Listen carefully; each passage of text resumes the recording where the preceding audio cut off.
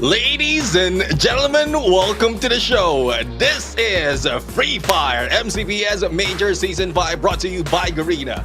18 of the best teams from the MCPS region will be battling for a chance to be champion in this competition. On the caster's desk, I am Neptune the Gemmer Garcia. Together with me is the one and only Cuckoo TV. Cuckoo TV, how are you doing today? I'm feeling so great right now. I am back at it again here in Garena Free Fire. This is the MCPS Majors Season 5. And man, we're going to have a bunch of Malaysian teams, 3 Filipino teams fighting for supremacy, fighting for the grand finals. 50K USD of prize pool. Let's go, Neptune. Yeah, let's go indeed. And I'm really excited that this new season will bring in new faces as well. And when I say faces, new faces in terms of teams, because we are later on, we're going to see the lineup or the qualified teams right here. But we have the list right here. And I love seeing different teams who can have a chance as well to showcase their talents, showcase their performance in this competition. Because the roadmap, as it is, this is just the beginning of the roadmap for 2023, and a lot more will be happening as we move forward for this year. But this starts everything in this MCPS region, because a lot of performances will give them better chances, not only from league stages to grand finals, but different stages as well in terms of Garena Free Fire. The road to the World Series is now up and running, Neptune, and you've seen the teams who actually won from the very first season until season number 4. For the meantime, let's talk about first the teams who will be participating in the league. We have here from Group A to C. I'll go ahead and do it for you. Yep. Neptune from Malaysia. We have here Project X Gaming from the Philippines. Quick Reactions.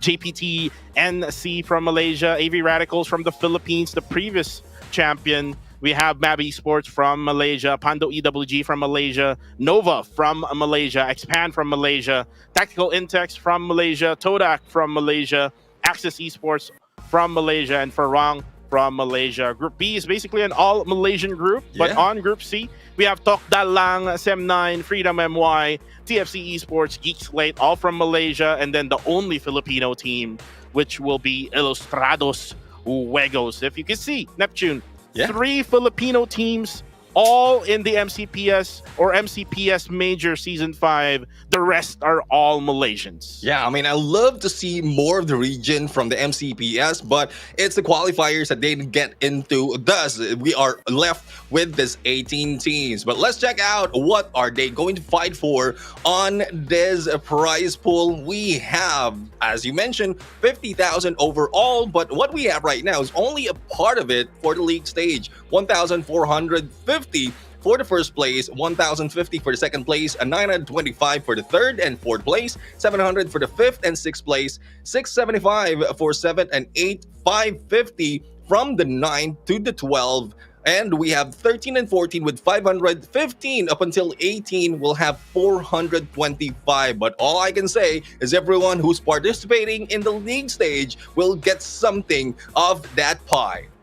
So nobody will be going home crying, Neptune. They Yeah. will get at least the very minimum of 425 USD, but you have to bring home the bacon, Neptune. You have to bring home that 1,450 USD as the first placer. Then again, after the league stage, there's going to be the grand finals, which is there's going to be another set of a prize pool, completing that 50K USD of prize pool for just the MCPS Majors Season 5. But the question is, will AV Radicals get another champion for this season, or will it be a brand new champion who will be crowned at the end of this tournament? And that we have to see, because as we mentioned and as we saw earlier in the groupings, we have seen a lot of teams out there that is not the familiar names that we have. But let's check out the map schedule that will be happening for today, and this really excites me because the format that we have on the map, apart from the OGs that we have, which is Bermuda and Purgatory, Alpine will be back, but in replacement for Kalahari, we have Nextera. So 6 months from the launch of Nextera, it's now part of the competitive scene, back to Bermuda on the 5th map, and another twist has been brought in. Random map out of the 4 that we already have will be chosen for that 6. So I love the concept. I love the twist right here, because we have been talking about some of the teams performing well in specific map, and with the number of maps out there that's being shown, especially with the format and schedule, there's a chance that they can take advantage of that. This breaks that advantage. You are correct with that one, Neptune, especially if you're good with Bermuda. There's going to be 2 Bermudas in all of the maps for today. But what if you're only good in Alpine, or just for today, you're feeling good in Nextera, which is actually the newest map coming into this season, which is, we're going to talk about that more, Neptune, as we go along for today. But you can see there, just right below the maps, the groupings that will be playing for each game. So you can see there, A and B will be playing at first, and then we see A and C, and then the last 2 groups will be B and C. So it's kind of interesting where B and C will be playing in one of those random maps, which we're going to show you later on which map will be chosen. Exactly, and the groupings as well. For those of you who are familiar of the MCPS, it doesn't stick the same. Yeah, well, the grouping will be the same, but the teams participating in each group will be shuffled all through or within the league stage. But let's check out the point system. As usual, there's the same point system that we had from before. We have 12 for the Booyah, 9 up until 10, or second up until 10th place will be getting 9 up until only 1 point, and those on the 11th and 12th will get nothing. So hopefully with that nothing, with that 0 on the placement, they will get at least a few kills, because 1 kill is equivalent to 1 point in balance of placement as well as kills. That's what we've seen so far, has given advantages for some of the teams. Basically, if you get that 11th place or 12th place, you must have some kill points in order for you to actually get at least those points, and maybe try to bounce back on the next map, Neptune. You just have to get that Booyah, though, or maybe just the 2nd or 3rd place in order for you to actually break even the scores. But again, that Booyah is really important, because that's an automatic 12 points already for your squad. And if you're actually one of the teams that will survive at the end of the map, automatically you'll get kills at the same time, because it comes with that booyah, Yeah. right? So right now, we're back at it again here with the casters. Again, yours truly, Kuku TV, with the one and only Neptune, the gentleman gaming on my left side. And right now, Neptune, we're just waiting for that start of that groups A and B. And let's talk about more of Mhm. the players in Yeah. these two groups, on groups A and B. Let's talk about first the defending champions right now. AV Radicals, we have Dynamo, we have Raymiel, Barba, and Kaito. We also have P Panda and Aries. So it's a six roster team for AV Radicals. We're not really sure who will be playing the very first, but stay tuned, by the way, guys. While we're talking about this, stay tuned for the giveaway. It is the Pop-Pow t-shirt. And you would definitely love to have this type of t-shirt, Neptune. Like maybe we can wear that kind of t-shirt right now in our coats and try to flex it to the viewers. And again, guys, please stay tuned so that you can actually get that code for you to redeem in-game for you to receive this t-shirt. Yeah, there's just only one or first of the Pop-Pow collections that will be given as a milestone reward. So for those of you viewing right now, if you see that there's not so much of viewers out there, it's time for you to share the stream so that a lot will be able to join us in this competition. And also we can reach a milestone so that you can get that Pop-Pow t-shirt on the redeem code. So like and share the stream, whatever platform you are in, so that we will be seeing more of the gameplay. And this brings a lot of excitement because first day, usually this is where it becomes chaotic in terms of the drops and also with the engagement because they're just testing the waters. But I don't think that will be so much of a case for some of the teams who are familiar already in the MCPS format because they know where the other teams has been playing, and if they are that well in practicing, they are participating in scrims as well, and they have good idea.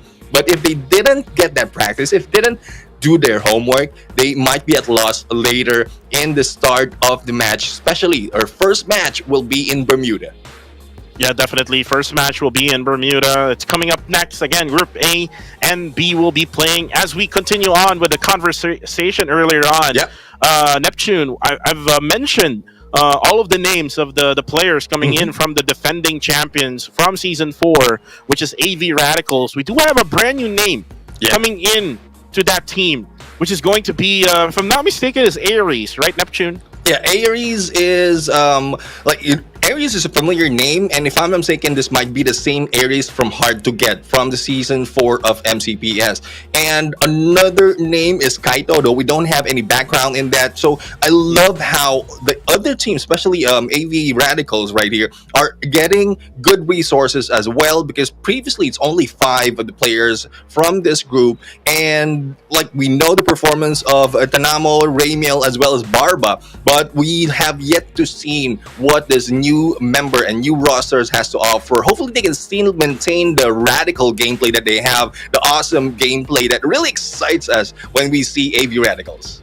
Yeah, most definitely, and added more firepower with the addition of Kaito and Aries. Most likely this team will be much better than the previous season. They're one of the invited teams though, coming in this Season 5. So let's talk about what happened in the qualifiers. In the qualifiers, it was Tactical Intex who actually got that #1 spot with so many booyahs that they got, with so many elimination points or kill points that they got. Tactical Intex versus AV Radicals, kind of like totally different from each other. But again, we do have the #1 team coming off from the last season from Malaysia. It's called Expand. Wherein they actually got one new roster addition to their lineup, which is the name is Suez. Yeah, do you have any info about that, Neptune? Not really. I wasn't able to get any info on Suez right here, and I'm pretty sure this might be a changed name coming from some of the teams that played before, or this might just be someone that they just pulled in to be part and to bring this team a little bit stronger. in this game. But speaking of game, we're going to start the game right now. As we mentioned, Bermuda is our first map, and this is where it all began. The OG map for Garena Yeah. Free Fire. And well, I'd like to see if there will be any changes in terms of drop point, because peak has been a favorite, and some of the teams who stay in the peak really doesn't move that much, so they can take advantage of those coming in, especially if they're in the middle of the circle. But it will take time. They need to be patient. They need to have trigger discipline so that they will not be spotted or taken out easily. Yeah, especially if you're in the middle of the map, you would have to wait for someone to crash, or you'll be the ones to crash onto the teams who will try to get closer to you. So again, those are the two options that you have if you're going to be right in the middle, but at just less than 10 seconds right from right now. We're going to start in the very first map, which is going to be Bermuda. This is where it all began, Yeah. where we were all born, Neptune. As we now start with the flight, let's see where it will go. This is the MCPS Major Season 5, Garena Free Fire. Let's go. The top 18 teams here coming in for the league as we now see the skies, beautiful skies of Bermuda. Yeah, I mean, even if the plane has already passed, I still have it pictured in my mind. Hopefully, I'll see that in real life. But as we see the flight path right now, coming from Sentosa, heading towards Shipyard or Bullseye, NC will already be heading into Cape Town. Pando EWG, familiar spot for them to go into Sentosa. And we have MB as well as Mabs, who might be battling in Pachinok as well as Factory after the looting phase. Expand will be taking that peak, and it's all to themselves. We are also seeing AV Radicals, who will be going for the strip, and Tactical Insects, who's going far, far north into the graveyard, and they might be seeing the sights of Todak later on because the trajectory is heading towards Observatory, but it's a little bit too far though, so they will be cut short, and they will meet up later on as it closes. Axis Esports will be on a Shipyard as well, so it's spread out. I would say only a few teams has already taken hot drops, but not so hot that they will be able to take enemies out. And there you have it. Chill right now, no chilling around. Spark has been taken down by Jimeneo, and 1v1s happening between Todak and PXG. Actually, Mika was trying to go for that melee kill onto Chill, but Chill not chilling right there with that pistol. Tries to go for that shot onto Mika. Mika will try to not go for that engagement yet, as he doesn't have that gun that he can actually use to go for that knockdown. He does have that melee weapon he can try to use, and Chill. Will go down! Mika using that melee weapon, that katana. And now we'll try to launch all the way far to the team of PXG. What a play there coming from PXG. On PXG, I mean, I was quite surprised because earlier we saw them, or Todak, I would say, they were short on the drop spot, and PXG might have taken advantage of that, especially with Mika already in there, seeing them. And once you hit hard, like you might have early engagements happening because the revival is open at this point, so you have a chance to go and bring back your teammates. But early engagement just like that just gives you a little bit more of advantage in terms of points, and taking two out of Todak will make it difficult for Todak to move freely because they are known, their location is already known, as well as how they can rotate towards that revived area. And right now, Man's there. You can see he was able to actually get a kill for Team Mab. You can see the team name there, Argon MY. So again, their previous name is there. But then again, they're now called Mab Esports. But right now, you see them already got that one elimination. Still, really early. You could still go for that revive, Neptune. So you could definitely add to the team once more. But then again, you will be delayed when you try to go for the rotation. Exactly. I mean, once you you might go for the early rotation or for the early drop far away. But if you go for the engagement and take a little bit more of time, you will be a little bit delayed as well. And we are seeing QR. Quick reaction right now going in for PXG. This Ooh. might be a chance for PXG to be taken down. And there goes the takedown. One has been taken down already. Shin right now still going in for the turnaround to look for the rest of the team. And PXG is on the run. This is Jamie Neo right here, who's not a boy genius at this point. He will be chased and he will be caught. NC Siren going for the head against Jamie Neo. And Siren, a nice knockdown there onto the side of PXG.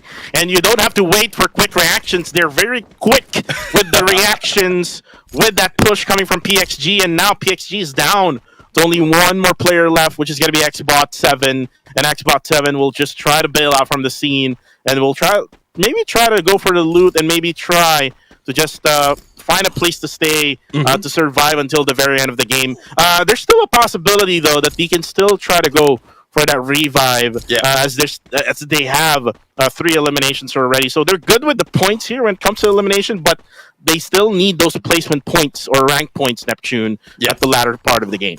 Exactly. And that's one trouble as well. If you go for the early engagement, you need to make sure that no one will be able to third party. And I think that's the story with PXG. They went in against, that was Mika who went in against Todak. And once that battle ended, though Mika was able to fly back with the rest of PXG, they have been spotted in there by quick reaction. Now, as we can see, AV Radicals right now going in Barba right there. Shotgun gameplay taking down Spark. And this is not Todak's day. They are being taken down one at a time. And as you can see, we're down to 12 teams, or we're still on 12 teams. So Todak is still having one survivor in this game. And as close as it is for the revive area, this might be a chance for Todak to bring them back. As we see, Pedro is already back. A fix has been surviving in here after the early engagement, but Todak is still a loss. 2 against everyone else. That's not easy. Right now, you can see here, Zapnu together with Tactical Intex trying to go for the rotation. And you do usually see some of the teams already try to actually get vehicles right here in the MCPS. It's actually an effective strategy in order for you to actually get into the place where you want to stay. As you can see right now, there's going to be another knockdown there coming from PXG. There's going to be Xbot 7 as he was able to actually get the revive. But again, this is going to be the disadvantage of you trying to get out of the zone, trying to go for the revive. You're going to be late with the rotation, and with teams trying to gatekeep the players trying to get into the zone, you will definitely go down and you will definitely be killed. But right now, you can see there Nova trying to go for the kills here for PXG. PXG not able to get any breeding space right now, Neptune. Yeah, I mean, there's no breeding indeed, because as you can see, it's a 2-2 split coming from Nova. A good thing the map has been shown right now, and a chance for them to go for the pinch. But I think PXG was able to hide out in the spot, or probably just wait for the rest of the teams to come back, because we're not seeing Gymneo anywhere. And not only that, we are seeing Mab Esports, who might be moving in, but also from behind, who is here following the team of Nova. It is Mab Esports, and there goes Sugar. No sweet for him at this point, taking out Mans, but there goes the get back to balance all the teams right here. Jamil right now is in here covered on the blue wall as they go for the ring around the rosy as they try to get that kills.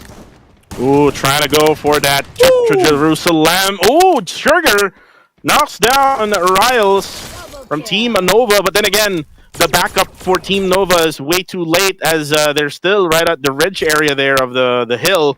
So Rish 7, together with his teammate now with Nish, is still trying to get up, but looks like they're trying to wait and see of the situation of how Team Mab is doing right now. But you can see Neptune, Team Mab has already regrouped.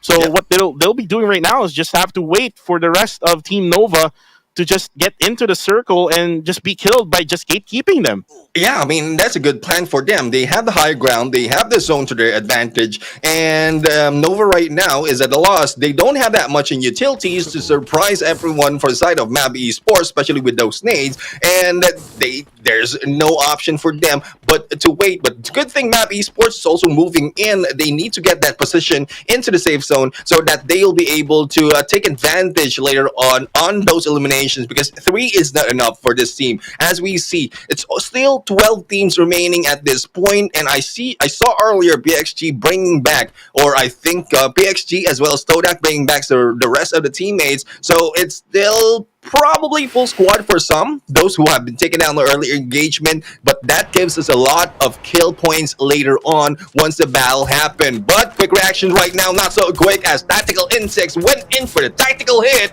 and here comes the vehicle. Zapna right now needs to run, otherwise you will be hit and run in this gameplay. And there goes turnaround Zapna right now with the glue wall, as well as that inhaler to get a few of those HP. But quick reaction, not too quick, they can't get up, and only 2 will be going for the rush.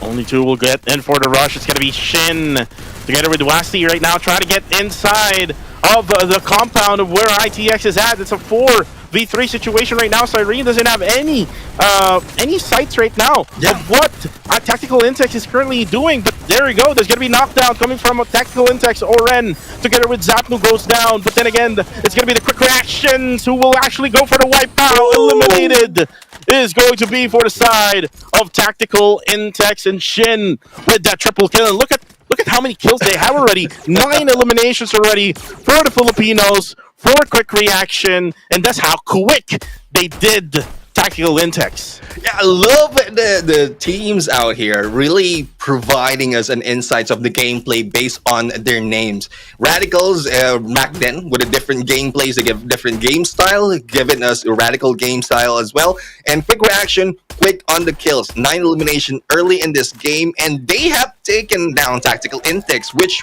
you pointed out earlier was number 1 for the qualifiers. So it's not an easy feat for them. And I was just at the edge of my seat earlier because quick reaction was sticking together from that door, and they only need to catch 1 nade to be taken out. So hopefully it's a good thing that none from Tactical Intex thought of throwing a nade on that door. And right now, Rish is just waiting for Mab to actually just get away. As Rish right now is maybe thinking of the same thing. Rish is actually just trying to go for the heal up right now, just attacking those blues, that poison of that zone. And you can see as well that JZ together with EWG is doing the same thing, gatekeeping anyone from trying to get into the circle as they are at the edge of that south side of that zone. Quick reactions right now, still at the same spot where Tactical Intex is at. And they do have advantage here because there's going to be one team that is still outside of the zone, which is going to be Mab Esports just right down below. Yeah, Mab Esports from that bridge, and well, not so much of teams are camping and waiting from that bridge for anyone to cross, but they might be surprised by a quick reaction later on if they get too close. A good thing Mab Esports geared towards the right, but not only is quick reaction the threat for them, it's also Pando EWG, because EWG, they are going for the passive gameplay, just getting for the edge, and they have a lot of resources on their side. So that's the advantage that they can take. But as we can see on the map, it's also NC who has the high ground against Pando EWG. Shots are being fired right now, but the focus is not just on EWG. They are going across expand as well, and as you can see, and this is what you called for earlier, open area that will be happening on the next circle. As right now, you can see there's Cyrene able to actually knock down 1. And now Mab Esports is down to 1. It's going to be just Sugar, who just needs every single ingredient right now for him to be able to actually go for that revive. But no, Sugar will actually go down. As there you go. Quick reactions going for those quick kills. As Cyrene with that killing spree already. 13 eliminations already, Neptune, for this team from the Philippines. But right now, we have to just say, oh no, there's going to be one player who's going to be knocked down. But will it still be enough here for him to get that revive? Yeah, there's a chance for him to go for the revive, but the moment that they go in past that blue wall, they might be taken down, especially they're being targeted. But speaking of targeted, Farron right now is going in, targeting Axis Esports. Not only that, they also have AVR on the other side. So I think it's Axis Esports who will be in trouble right now. Farron just needs to hold the fort and just wait for that opportunity. But Alif will not be waiting. Vegeta will be taken down, and one elimination for that Farron Esports. Mab Esports, on the other hand, has been taken down. I think it's just Cyrene who just went for the killing spree at that point. Todak eliminated as well out of the blue zone, and we have Axis. It's only Ashura is their final chance. Final chance for Team Axis Esports. They're still going for the gatekeep meta here against Farang, as you can see them being damaged as well at the same time. You can see the damage per second here onto his HP. So he cannot really just stay in this zone. As you can see, the circle favors AV Radicals, the defending champions from Season 4. Farang got eliminated there at 5th. We now have 4 teams remaining for this very first game. As you can see right now there, AV Radicals just waiting for that team up above. But here we are, quick reactions again here from the Philippines. It's going to be NC who will actually take them down. But then again, it's going to be NC who actually has the advantage here. Shin will be the last member for quick reactions, and they will get eliminated. Not only that, we have Expand in there for the far side, taking down a few players of NC. So quick reaction, they already have a lot of kills, and I would say their placement in this game already given them a lot of points. So it's no surprise if they will end up on the top 3 of this match, but we'll have to see the performance of the rest of the team. So far, 10 soldiers remain, 10 survivors remaining right here, and Raymil has been taken down by the Axel. This guy on the snipe really can't be stopped, but AV Radicals is on a triangle position, taken down in there by Kaido. Is Axel. It's now a 3v3, but Cobra has been taken out as well by Addis. It's a double snipe coming from them, and they will try to go for the pickup, but here comes a rush, and AV Radicals will try to move on, but no, they have been taken down by X-Man, and it's still a full squad for this team. And you know what, Neptune? The reason why AVR is actually going down is because NC went for that third party, and you could see Expand, who will try to actually go for that push as well onto the side of AVR. Barba and Kaito trying to survive right now with the glue walls that they have. The zone is shrinking as well. They do know now already that NC is already there. You can see Expand Roy will try to go for the push, will try to go for the rush, but then again, NC now is all of a sudden sandwiched. Yep, NC right now is in the middle of a rock and hard place, but the hard place is moving towards them. It is X-Pan rushing in, and NC has been taken down. Kaito for the kill steal. We're back to AV Radicals and X-Pan, the first and second from the previous season, and we are going to see the 2v4 situation, but it's now left to Barber right now. Will that shotgun be enough for him to survive? Glue wall after glue wall, but he has taken one inside that box, and X-Pan takes that, booyah! And Roy got that MVP. Expand. I think we've seen this already, Neptune. Before we actually even got to the live stream, we've seen this this scene already, and you now see them now celebrating for that very first booyah of the very first day of the league. This is week number 1, day number 1. Very, very proud of what they have shown here, Neptune. And again, that was really, really climactic, because we saw the defending champions, AV Radicals, and then the second placer, which is Expand. So it's kind of like, you know, Dragon Ball Z, Goku versus Vegeta, and Vegeta won in that scenario. The thing is, like, Expand has been aggressive already in this game. Earlier, we've seen AV Radicals took the distance. They had the double snipes in there, so they really are taking advantage of that distance for their side. It's just that Expand, especially with the lead of Cobra, when he gets close to the enemy, he just goes haywire and slays everyone or surrounding them.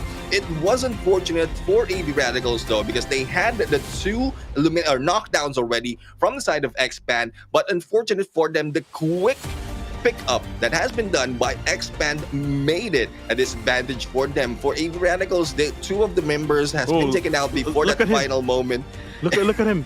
Sleep well. Neptune. I don't think that's intended. Well, that was a break being done by the rest of the team, and he's just resting in there, especially with the final moment in that match.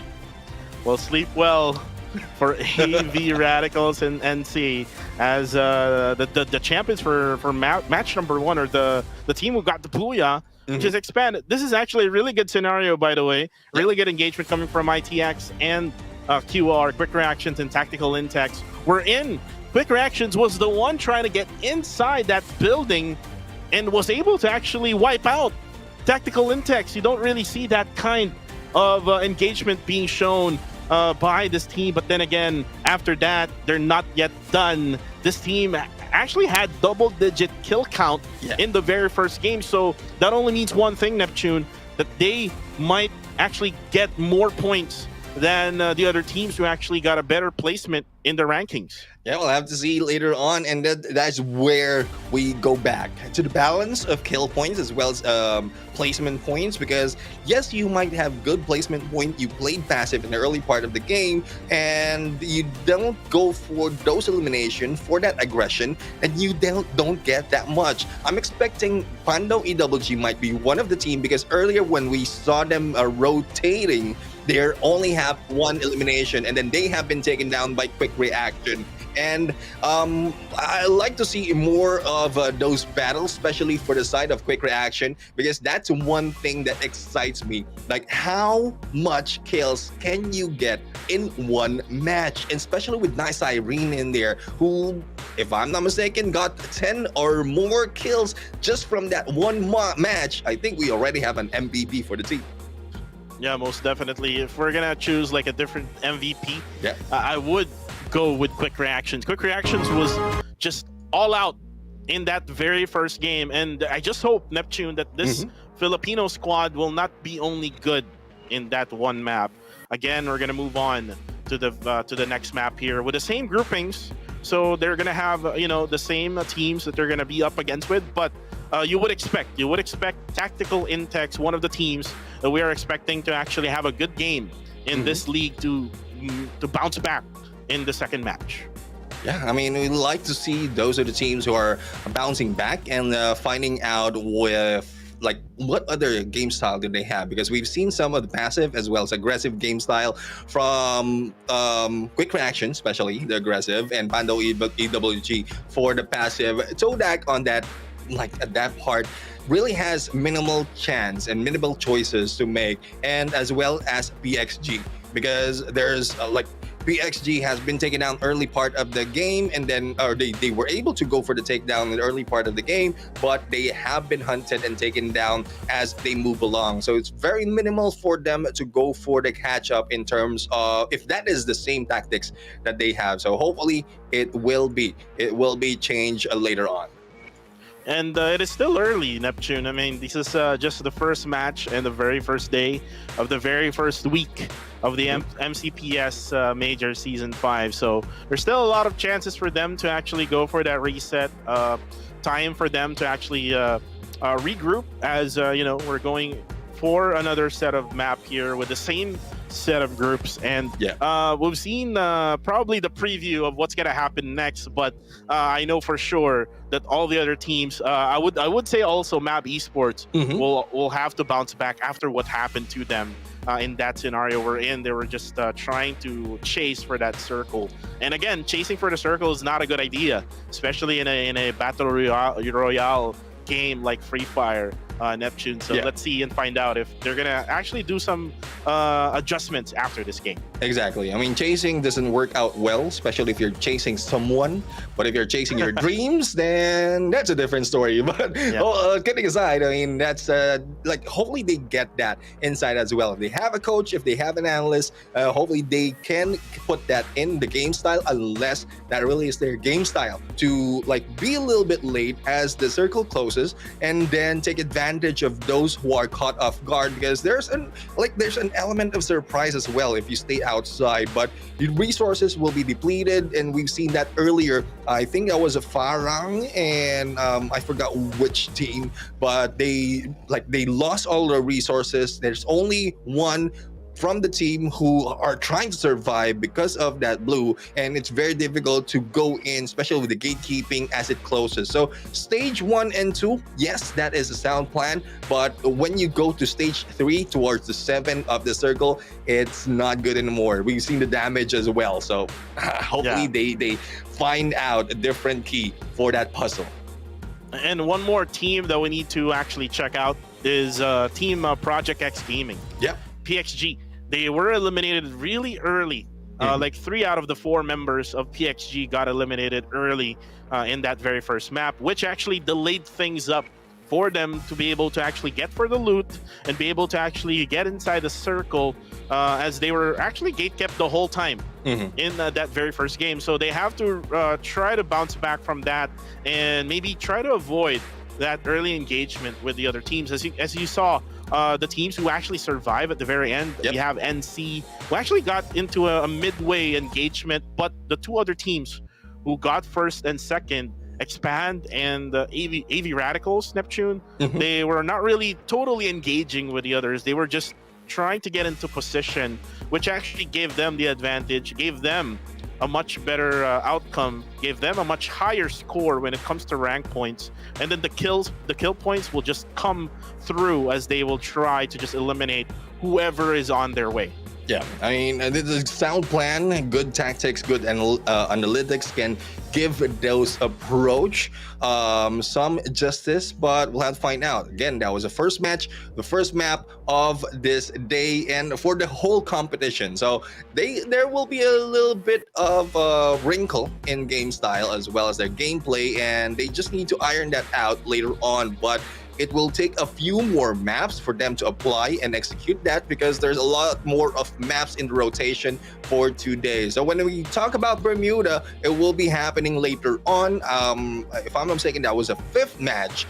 And then for today, we're going to jump in on the next map. It's Purgatory. So different map, different game style, different drop spot. So it's more of, I would say, chaos will be ensuing just for this first day. And I'm kind of missing now Kalahari, Neptune. we don't have Kalahari for the set of maps that we have. Yeah. But we're gonna have Purgatory, which is another map that we've seen from the previous seasons, and we know for a fact that these teams are really good with this type of map. But then again, later on, we're gonna find out who will be good at Alpine and who will be good at the newest map, Next Terra, for this season, which is, again, we've already talked about this before the live. Next Terra, one of the maps we're in, there's so many types of houses or buildings that you can actually be on. So it will be more of a tactical approach for all the teams on how they will try to engage. And we've seen that from tactical index and quick reactions earlier on. So we probably seen some sneak preview for that Next Terra map, but then again, still a much different map compared to Bermuda. Let's focus first on the next map, which is going to be Purgatory. Neptune, Purgatory, what will you expect, or what will the viewers expect in this map? Well, Expand has already shown that they go in for the middle, and it's working for them. I mean, they went in earlier on peak, so we're expecting them either in Fields or Brasilia. Pando EWG, they want to go to the edge, so I'm seeing Lumber Mill will be their drop point, and then Ski Lodge, if I remember it correctly, it's NC's drop spot. So we'll have to see if it's NC or JPD NC or AV Radical. The stats now, and I'm really excited who's taking that number 1 spot, because QR, quick reaction, will be showing up in this matches. Overall stats for here, as we saw, and I missed that on the highest skills, it's only 9 for NC Siren, but the total kills is 47. So 9 out of 47, that's just for quick reaction. 50 on the total headshots, 35, 627 and total damage, 13 only on the revival, and 18 on the rescue. But on the knockdown, it's 67. So a lot of knockdowns and not enough rescue has been done, and 80 on the ice wall or glue wall being taken down. Wow. And I love the logo of the total knockdowns. Yeah. Nobody got help, Neptune. Nobody got help with that 67 knockdowns. And we've seen that when Quick Reactions tried to obliterate Team Mab Esports Yep. just on the slope of that ridge or of that hill. So nobody got help with that. It was actually, if I remember that correctly, it was Sugar, which was the last member for Team Mab Esports, who was trying to just hide behind the time turners, trying to hide behind the walls. But no, as per Cyrene, who actually got the highest kill count for this game, and he is the MVP for this very match. 9 kills, 3,904 damage, Neptune, with 31% on target. This man has a plan to annihilate every single being in that Bermuda map. And let's just hope that this is not just for one map. Let's just hope that this is for all maps that they're going to play for today. Exactly. I mean, I'm looking forward to what Quick Reaction has to offer right here. Yet another Filipino team are showing up, and this day number 1. AV Radicals has done that in so many instances from the previous season. Now with a new name and a new team, which is Quick Reaction, it's getting quicker for us to like this team, especially with the performance that we have. But NC Cyrene right now, I mean, we've seen him in camera just taking down, especially Mab Esports by himself, and the rest of the teams are just in there hanging back and waiting, giving out signal and protection for him. But for the team MVP, of course, it is Xpan who took that booyah. 12 on the kills, 52-14 on the damage, 5 on the assists, and 24 on the match points. So that's 12 on the kills plus 12 on the placement. What can you ask for this team? And that's how you even things up, Neptune. Yeah. That's how you balance the kill points and the rank points. Yep. 12 kills, 12 rank points, getting that booyah, getting 24 total points for Team Expand. And Team Expand, basically coming from that previous season, they got that second placer. They didn't get that championship. And this goes to show, Neptune, during that match number 1, when they annihilated Team AV Radicals at the very end, they just want that championship from AV Radicals. So maybe we're going to have some type of sneak preview in the grand finals, no? You know, but then again, it's still too early to say that. Expand from Malaysia, getting the team MVP right now for this matchup. We're just waiting, Neptune, for the next matchup that we're gonna have, which is gonna be in Purgatory. But let's take a look at the full standings of all of the teams, not just for Team Expand. Let's see now. Ooh. I'm not really psychedelic. It's kind of like on top of each other, and then we're all together with it. So it's like sugar being mixed with other ingredients. But guys, we're back at it again. Hopefully we can see the match rankings or the match standings after match number 1. I think we've seen number 1 for Team Expand, who got that 12 eliminations and 12 rank points. And here you go. And there we go. Booyah for Expand. And then here's what I did talked about, Neptune, earlier on. Quick Reactions, even though that they didn't get the high rank point, they got 16 total kills in that game, and they got a total of 23 points. Yeah, I mean, we saw earlier the total kills that has been done, and it's just top heavy right now. Quick Reaction has 16, even above Expand, and 12 from Expand. And AV Radicals, though they have good placement, not so much on the kills. They're not showing their Radical side just yet, but they're getting there. They are very close to JPT NC as well, with 8 and 4, a total of 12 on that number 4 spot. Farang earlier, we saw them trying to take advantage of those who are playing that blue zone gameplay, but they only got 3 on there and only 6 on the rank points. Axis Esports not far behind with 5 and 1 with 6 points in total. and tied Mab Esports, Pando EWG, and Project X Gaming. I'm just surprised. Project X Gaming, they went in for the early elimination for some of the players, but they still managed to get to that number 9 spot because of the kills. And Todak, on the other hand, they took 1 kill only, but not so much on 1 only kills and 3 only on the placement. And as we saw in their Nova, with 0 on the rank points, but good enough. They had 3 kills, and Tactical Intex early being taken down, only 1 point for them. So it's not looking good just yet for Tactical Intex. Hopefully it will be a turn of tide later on. And let's see if Tactical Intex can bounce back. I was actually expecting them to actually get more elimination points because they were like right at it in the early stages of the game. I mean, they were trying to rotate with the vehicles, but after quick reactions, quick elimination for Tactical Intex, that basically was it for them. Only got 1 point out of that match. And for Project X Gaming, even though that they were trying their best to try to get into the circle, trying to get the revive as well for the team, they got that early eliminations with another opposing squad, getting them 5 points. So again, at least that's good for them. They can just bounce back on the next game. But the question is, will Expand or will AV Radicals give chances to these squads? As you can see the level of gameplay of the other teams that were invited, and then the other teams that were able to qualify, they were not really that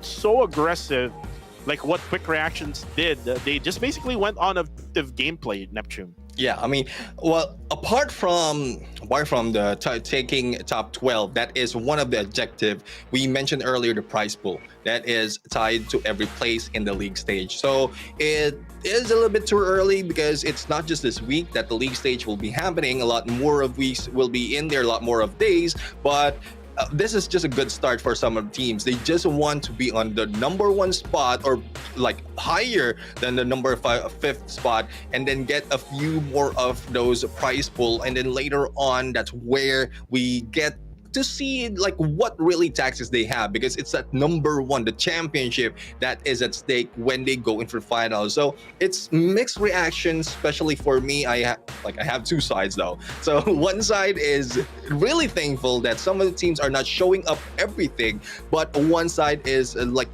disappointed because they're not showing everything. Some of the teams are taking advantage of that, especially in the kills department. Yeah, definitely. And again, Quick Reactions getting 16 total bombs in match number 1. Can they actually match it in this next game in Purgatory? And when you talk about the groups, like Quick Reactions is on Group A. If you remember how the groupings will actually happen, they will actually play until, if I'm not mistaken, until next Terra, right? Yeah. 4 maps that I think the Group A will be playing. So it's A and B for 2 maps, and then A and C for the next 2 maps. So yeah, they will be busy at this point up until next era.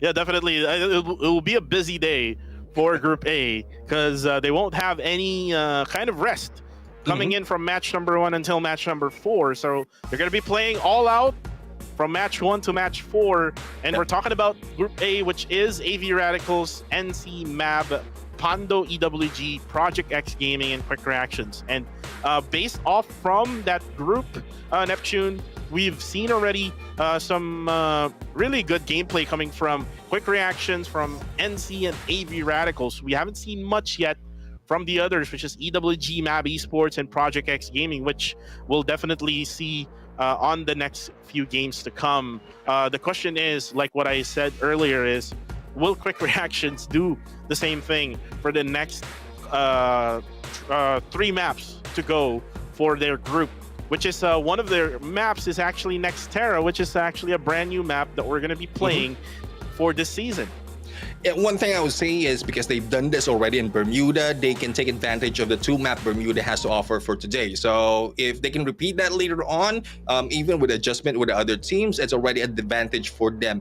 Purgatory, on the other hand, it requires a different game style, and this is where the chances of water of ending might be higher compared to Bermuda. So hopefully we'll see that a little bit because it changes the rotation of some of the teams. Now those who are going passive, I would say, like Pando EWG, we've seen them earlier just waiting for a good chance to go for the elimination. And when we saw as well the rankings or the standings in there for that match number one, they just just were stuck to that one elimination, and it's not good for them if they maintain for that passive approach. But let's check out right now because we are preparing for Purgatory. This will be still Group A and B, and we've already talked about a possible drop spot. Hopefully it is on point, but I like to be surprised as well, Cuckoo.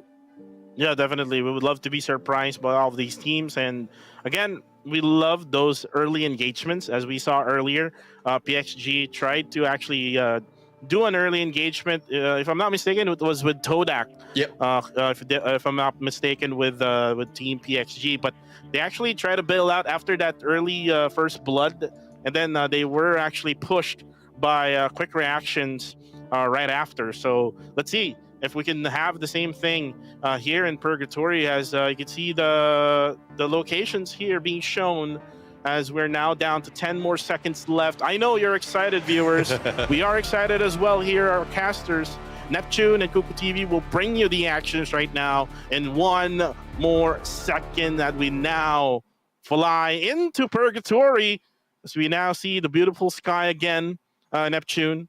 And Yep. we're going to be left off by the plane again. Yeah, we'll be bumped by the plane out there, but at least we're still in the skies right now. We're hanging right here as we wait for the battle to begin. But Purgatory, I mean, I'm really excited on what will be changing right here. But well, I guess we have to wait because I would say Kuku TV because the plane just passed us, so we missed our flight. Yeah, we missed our flight.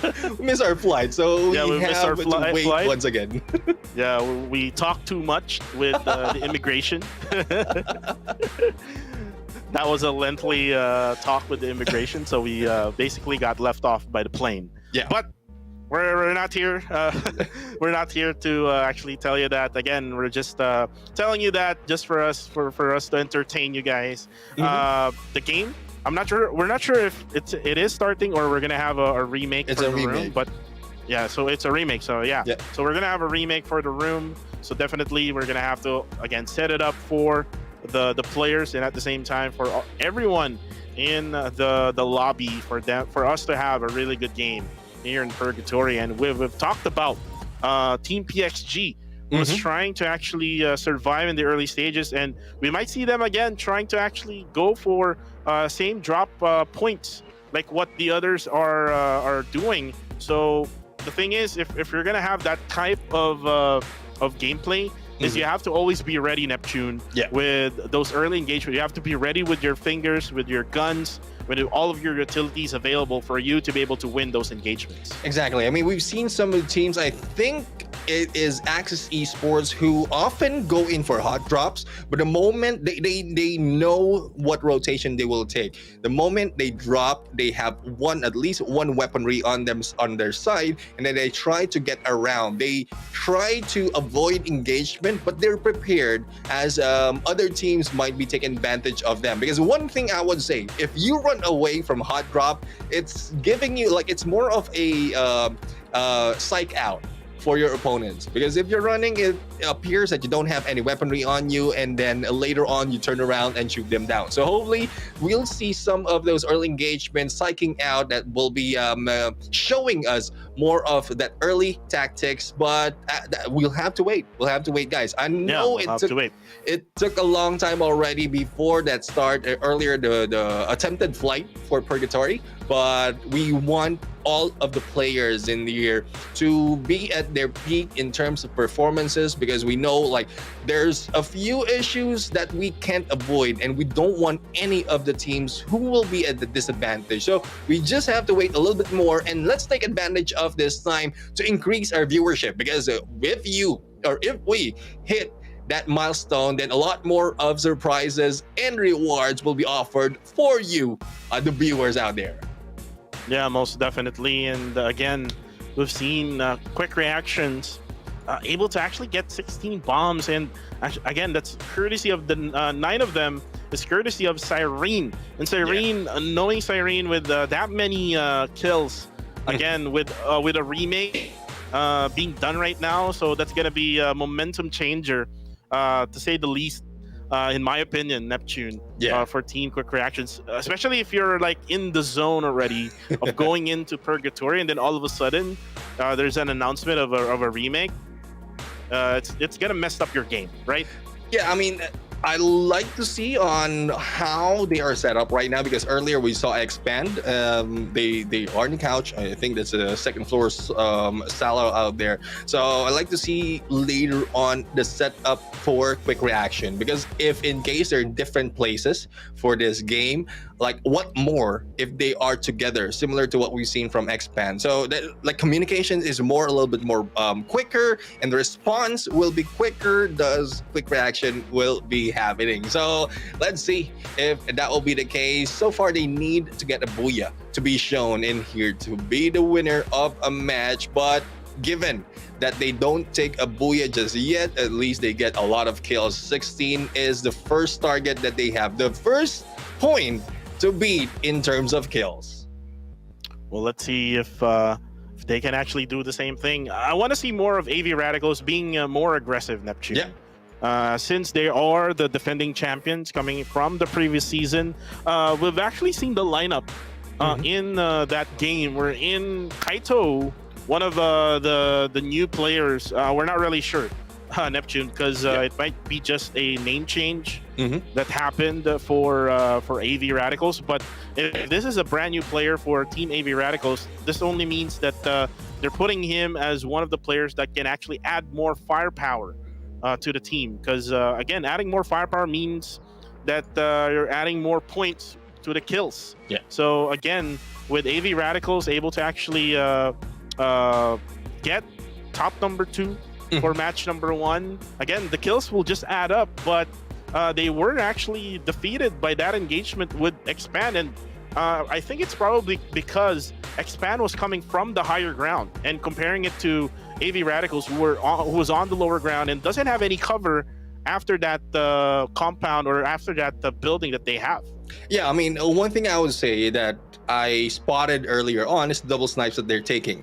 So, like, we have Kaito as well as Raymil, who has the sniper earlier. And I think this is a new tactic that we're seeing from AV Radicals. They want to also take advantage of distance.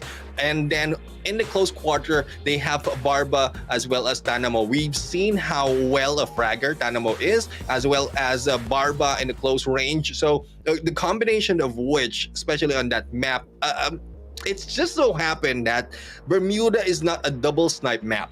It's more of a close range, like it's a close range map. So they can just take advantage of like their position and give it to Raymil or either Kaito. But we'll have to talk about that later on, because this is what we're waiting for. Match number 2, Purgatory right now. And as we can see, we have Bando EWG and Nova, who might be battling it on early, and then Farang as well as AV Radicals in the Marble Works. Oh no, there's going to be an early engagement here for Nova and EWG. And if you remember the standings earlier on, Neptune, EWG, and Nova actually were on the bottom side of that standing. So again, something has to give out. Someone has to give out. But for the meantime, we have AV Radicals going up against Farang. And actually Farang, the winners of Season 3, if you remember that one, Neptune. So it's Battle of Champions here right now, as Jambal, really low on HP here, just on 1/4 HP, just able to actually get the heal. But Aries here with the follow-up, surprising Jambal. Jambal will not get hit there, and will be actually get knocked down here by Aries. Aries able to actually secure himself with the kill as well, together with that glue wall. AV Radicals has the advantage here, Neptune. Barba, though, will go down. Oh, no. Anticipated and hit. Barba a little bit too rushy in that gameplay, but still, Raymil was able to end that and also pick up will be done. But Farah right now has revived Alif at this point. Spade, Vice, and Jembal has already been spread out, and Spade, like, he just needs to like distract the rest of AVR so that the focus will not be for those coming back. But let's see what else will be done in terms of rotation. There goes from above. Alif will be almost taken down. A few HP remaining. Barba is still on the hunt, and as you can see in the minimap, the rest of the gang is also running towards this area. And Ooh. there you go. As quickly as that, Alif has been taken down. 4 points already for AV Radicals. And you mentioned Neptune. This man, Barba, is a really quiet man, but his guns are not that quiet. It's gonna be quick scopes, and boom, you go down. And right now, you can see here, Monito will be spotted here. Oh, there we go. Spade able to actually get that kill right away. Again, just random players being being spotted in random spots. As Farang, even though that they got eliminated here with one player, they're actually trying to bounce back with other eliminations from other spots here in the map. But then again, the pressure is real for AV Radicals onto Faiz of Farang. Oh no! Faiz able to actually get that advantage with a lot of cover, eliminating that player coming from AV Radicals. But again, they're ready with the revives, as you can see there on the kill feed. I think AV Radicals was able to get the revive right away.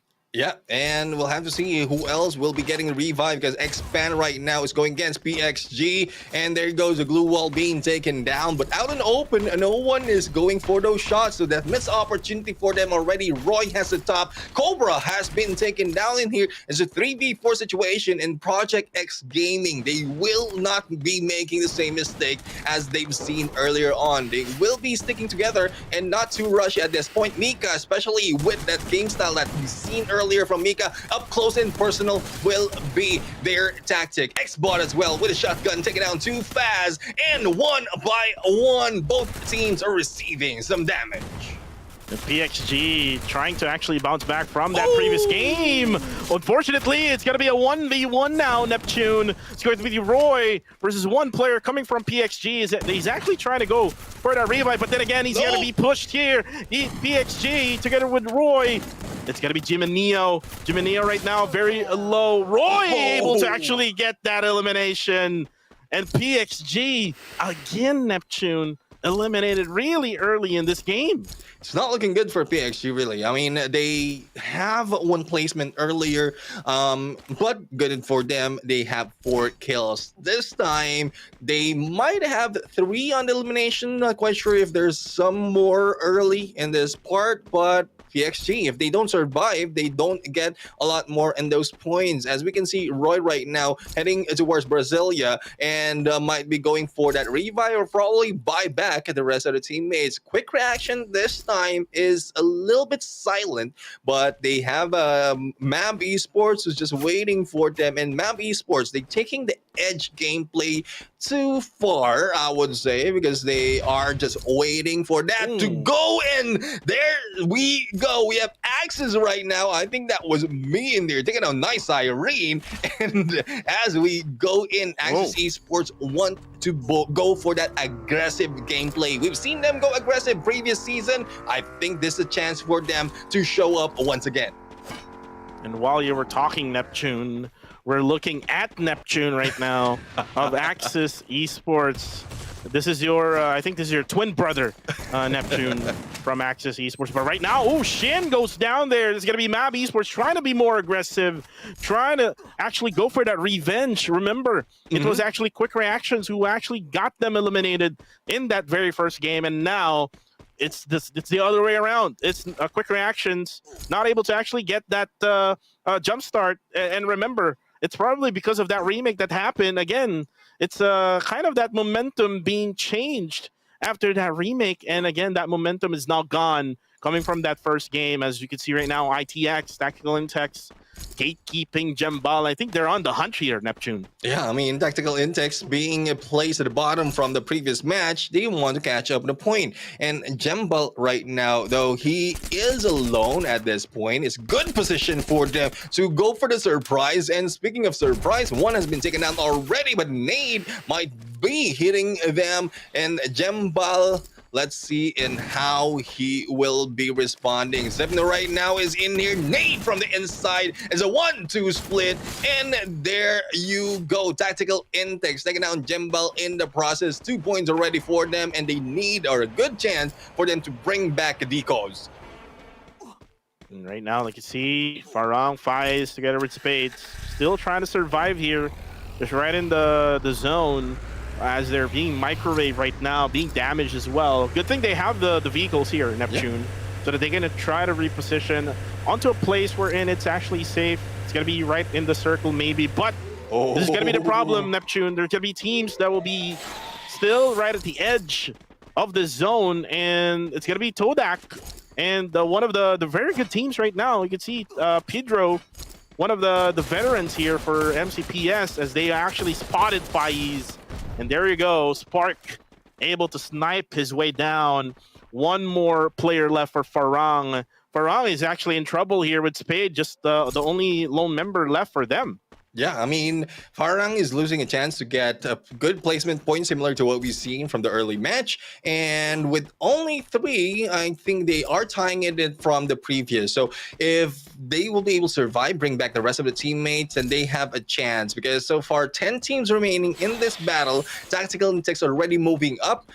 We're seeing some of the teams who are being taken down, especially Quick Reaction earlier, who was left with the one from the last time we saw them. So we'll see if there'll be a turn of tides in terms of that leaderboard. But Tactical Intex, good view of everyone else right here, and they have advantage of the edge. Mount Villa really is some place that you can go for that snipe, and also quick reaction if you have, or quick rotation if you have that vehicle. So let's see if that is the case for them. They're safe and sound right now. It's only a few compounds from this side that we saw from Zepno that might take them down. And while you were saying that, one player of Quick Reactions actually went down, still with the continuous pressure being provided by MAB Esports. So we haven't seen much of that engagement. But looking at the situation here, we have here Todak trying to actually get on top of that hillside. Most likely they would know that there will be someone already in there, which is going to be another team, which is Tactical Intex from Malaysia. And right now you can see that they're just moving on together with the zone. You can see here Axis.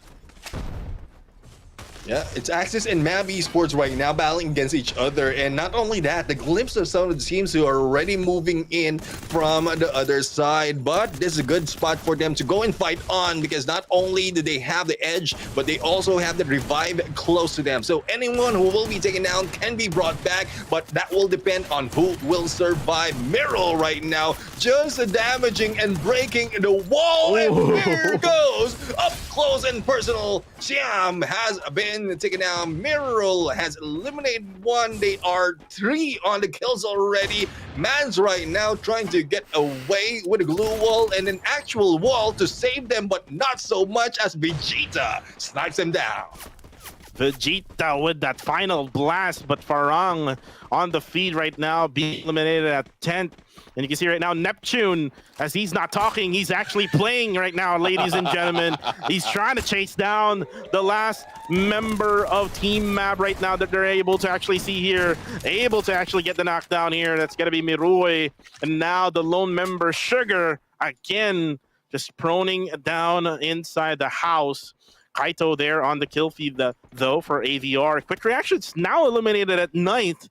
So again, that momentum shift for this team with that remake, and then waiting for the next game, it really didn't went to their advantage, as now they spotted Sugar putting up the glue wall, breaking the walls down. No, Ashura just trying to hold on with the heals, as he's actually now being helped by his teammates as MAB goes down with that elimination. Axis Esports really good with breaking those glue walls down and able to eliminate MAB Esports in the process. Yeah, Esports has been taken down, and Miro, good addition because from the previous season, coming from Blacklist International, really has shown a great improvement, I would say, in terms of game style. Up close and personal is some of the teams or some of the players' tactics, and like Axis Esports, usually they are passive. They go for the middle of each circle and then get for the compound gameplay. So once you go against Axis Esports, one thing that you need to do is get out from a compound and take advantage of them in the open, because if you get them inside a house, they will take you down or possibly take you down. But as we see, Tactical Intech still surviving, 7 teams remaining, and they are on the edge of circle. This might be a good chance for them to show up, especially they are the first from that qualifiers. But right now, Neptune, while you're saying that, it's AVR now putting the pressure onto the side of Axis Esports. Barba throwing all the utilities onto the side of Axis, and Axis will get eliminated just that quick. Ares now with 4 eliminations, total of 11 right now for AVR. This is what we know of the AVR. AV Radicals right now just showing how a champion works its way through purgatory and expand there, trying to actually show up as well in the kill feed. They say that we are the second placer. We want that championship from AVR. This season is ours, but then again, let's take a look at what is happening right now with Expand versus NC. And we've seen this before, Neptune in map number 1. Expand able to actually annihilate Team NC, and right now it's actually happening as well as the pressure is in onto the side of Team NC. Expand is just pushing them down one by one, and now holding the fort here at the tower. It's going to be 2 players. It's Dino and Yasid just holding the ground there with the glue walls. And now what they need is to just throw in some utilities in order for them to actually get the push, as now Tactical Intex will get eliminated at 6. 5 teams remaining, Neptune, in this game. 5 teams remaining right now, and NC not looking good for them. If those glue walls has been taken down, and I guess it has, they are open in this tower. But Too Fast wants to finish this a little bit too fast and goes in for the rush. There goes takedown. It is Raymil who goes from the far, and this time Too Far Expand was able to take down a few as well, making them 9 on the elimination. But the battle's not yet over, because the top 3 from what we have earlier is still in here. NC is out. Expand and AVR possibly will be facing it off, and Todak will have a chance of waiting who will be winning for the battle. But with the 2 players, who is Pedro and Chill, it might be a disadvantage similar to what we've seen for AV Radicals. And what Toda can do here, Neptune, is they can use the higher ground advantage. Maybe one player just holding that higher ground, and then the other will actually just get inside a circle. That's one thing that you can do right now, as Barba will try to launch onto this area. This is a really good area right now for Barba. There's actually cover onto the side of Expand. The problem is for the side of Todak. Todak can easily just see them from up above, down below, and they can just easily get sprayed down with, Todak being on the higher ground.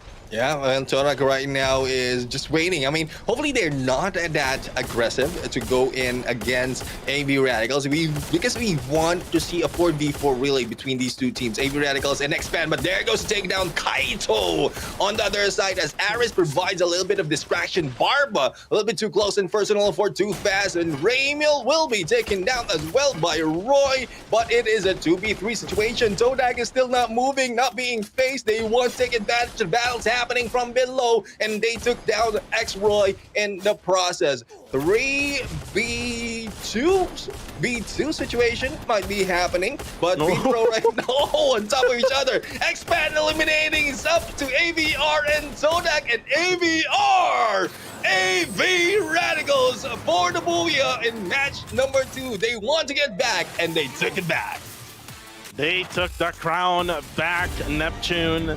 As you see there, the MVP for that squad was Ramiel. AV Radicals from the Philippines, taking it back from the Malays. The Filipinos now have the crown here for the Booyah. it's just back and forth, right? Like you saw the number one team in match number one was Expand. Yep. Match number two, we have AV Radicals.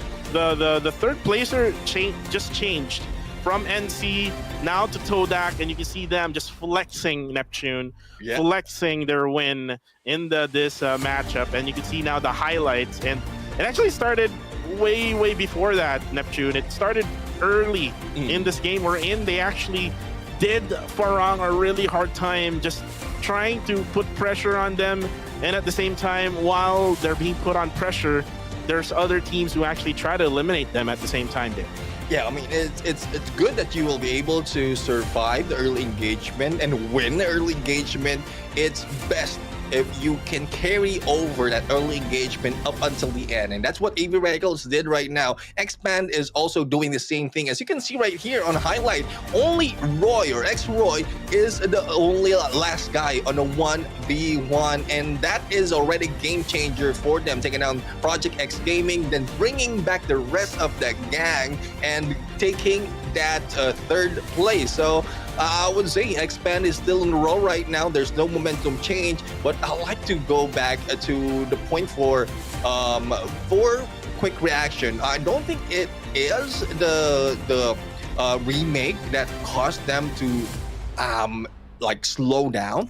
Probably it's a map advantage as well, because as we know, it's like Bermuda is an OG map.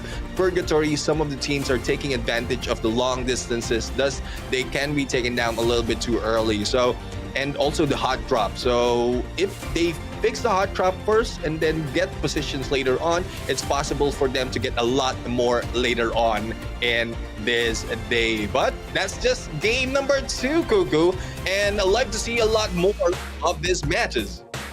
Yeah, you have a good point out there, Neptune. The change of map maybe had tried to switch up the strategy of quick reactions. Maybe they're much more comfortable with the OG map, which is Bermuda. So again, that can be a possibility, but still, for me, it might be that remake, because again, you have all of that intensity going into that game, and then all of a sudden you will be prompted to actually go on a remake. So again, that will probably let you down. At the same time, you have to really have that specific focus in order for you to actually get that job done. And actually, it was shown by the two teams who actually went back and forth in match 1 and 2, which was AV Radicals and Expand. So it's just back and forth from these two. The only thing is, for Group B, they will not play for now for the next 2 maps, because they're going to be changed by Group C, and still AV Radicals and Group A will still remain in the roster here for the next maps to come. The question is, Neptune, we have Alpine and Nextera, which will be the next 2 maps. Are they comfortable with these maps, Neptune? Well, from the previous season, I guess some of the teams have already found their comfort in terms of Alpine. For Nextera, hopefully they got the message that this will be included into the competitive scene, and they can practice as well. One thing I would say is those who are familiar in the compound gameplay, and I mentioned Access Esports is one of them, they can take advantage of Intellectual Center, Special Museum, because it's multi-level in terms of the building. Grab Labs, Plazaria, Deca Square, as well as Mudside. So those are some of the points from Nextera, and I love how there's minimal open space in that map. So it's more of the close quarter battle that we are looking forward to. If and this is if you're brave enough to rush in against a team in the compound. If not, then a lot of waiting will be happening if the safe zone will be closing. Yeah, most definitely. And we've seen teams who try to actually go to the zone, not into the circle. It was actually Farang who tried to actually circle all the way into the circle. But again, if you're all alone with a lot of teams trying to gatekeep right at the edge of that circle, definitely you will do have a hard time trying to survive in that scenario. So you would probably have to be good in the early stages, but if you're going to be going up against AV Radicals, like what Farang had experience in match number 2, you will definitely not get a good score, especially if AV Radicals, you see them really so aggressive in the early stages of match number 2. One thing I would say, since you mentioned about scores, if like I still believe X-Man will be on that number 1 spot because it's a long reach for AV Radicals. If looking at the previous total scores, previous rankings, they need 11 or 12 points to overtake X-Band, and X-Band ended with number 3 spot, so placement's already on them plus the kills that X-Band has gathered. So I think X-Band will still maintain that number 1 spot. Quick reaction, they might be bumped down because of the early takedown that has happened for their team, and NC also maintained their, I would say, top 4 spot, so they have good placement. So the X-Men, AV Radicals, and NC will still be on the top 5, but we'll see in that in the later standing. As we go in for the overall stats, we have total kills of 50. We have the highest kill coming from Ares from AV Radicals, and we have a total headshots of 64, 32, 496, and a total damage 10 only in the revivals, 11 only in the rescue, and again a 60 plus knockdown, and no one has helped them. In terms of the glue wall destroyed, it's a little bit low compared to earlier, but because probably there's not so much of glue wall has been used in this game. Well, probably the knockdowns, they got a little bit of help this time around because you saw earlier, Neptune, that they were able to actually get some revives from the knockdowns. But again, if the team is trying to be aggressive and trying to actually just eliminate you, then you won't get that revive from the knockdowns that they're actually making. And again, looking at the high skill count here coming from the Philippines from match number 1, it's another player from the Philippines, which is going to be Ares of AV Radicals with only just 6 comparing to 9, and now the MVP is Ares himself with 6 kills, 1,970 damage with 21% on target. That accuracy being shown by Ares, and that aggressiveness being shown not just by him but the whole team itself, Neptune. If you've seen how well they played, it's not just Ares, it's the same thing with the other members of AV Radicals. Yeah, exactly. I mean, we're seeing a different side of AV Radicals from that game. They are focusing on position, even like the final position that they have against Todak and X-Band. That was questionable indeed because Todak is just on top of them. It's easy for them to be hit on from above. But like they're still the Radical team, but the movement they have is not that fast. It's just more radical in terms of tactics, because if in case like they know how to take risk and they know how to utilize the risk as well. Thus, they are showing up in this game. Let's check out the team MVP for that matchup, and none other than AV Radicals. Total of 19 in the slays and 8503 on the damage, and assists of 13, the highest that we have gathered in a match. 31 total match point. Wow, looking at this one, Neptune, this is the highest match point total for today. But again, it's not yet over till it's over. We still have 4 matches left. We still have 1 Bermuda, 1 Alpine, 1 Nextera, and then that 1 random map for groups B and C. That's going to be interesting for later on. But again, for AV Radicals, they still have 2 more matches left for today, and they can actually rest after that. And right now, it looks like they're not resting at all. They're actually able to get really good points in the first game, and then on the second game, getting 31 total match points. That's way too much, and maybe they are now the number 1 team after this match number 2. Yeah, we set the bar earlier to 16. That has been taken by Quick Reaction. This time it goes higher. There's no way but up for the highest skill. 19 is the highest skill at this point. Well, let's check out the match standings right here to see if they will change later on the overall. As we saw, it is the Booyah being taken by AV Radicals, 31 in total points in the gap. between them and Expand is a little bit too far. 18 in total and 10 in terms of kills. Todak in there also with not so much in terms of kills, and Axis Esports got a lot more of them, but it's more of the placement that brought up Todak at this point. Tactical Index went back up this time on number 5 with 9 total points, and Nova with 8 on that number 6 spot. And looking at this standing right now, we've seen same peeps on the second page of the standings here. We have Mab Esports, Farang, Project X Gaming, Pando, EWG, but you can see other teams trying to bounce back from that first map. We do have Tactical Intex and Nova, which is, if you've seen the earlier standings, they are not right at this position, but Quick Reactions only getting 2 here, just basically breaking even that score that they got in the first map. So again, Quick Reactions needs to be better now. Since then, they're still playing until the 4th match. And here are now the overall standings, Neptune, for week number 1, day 1. AV Radicals from the Philippines getting number 1 now over Team Expand, 45 points in total, 42 for Team Expand from Malaysia.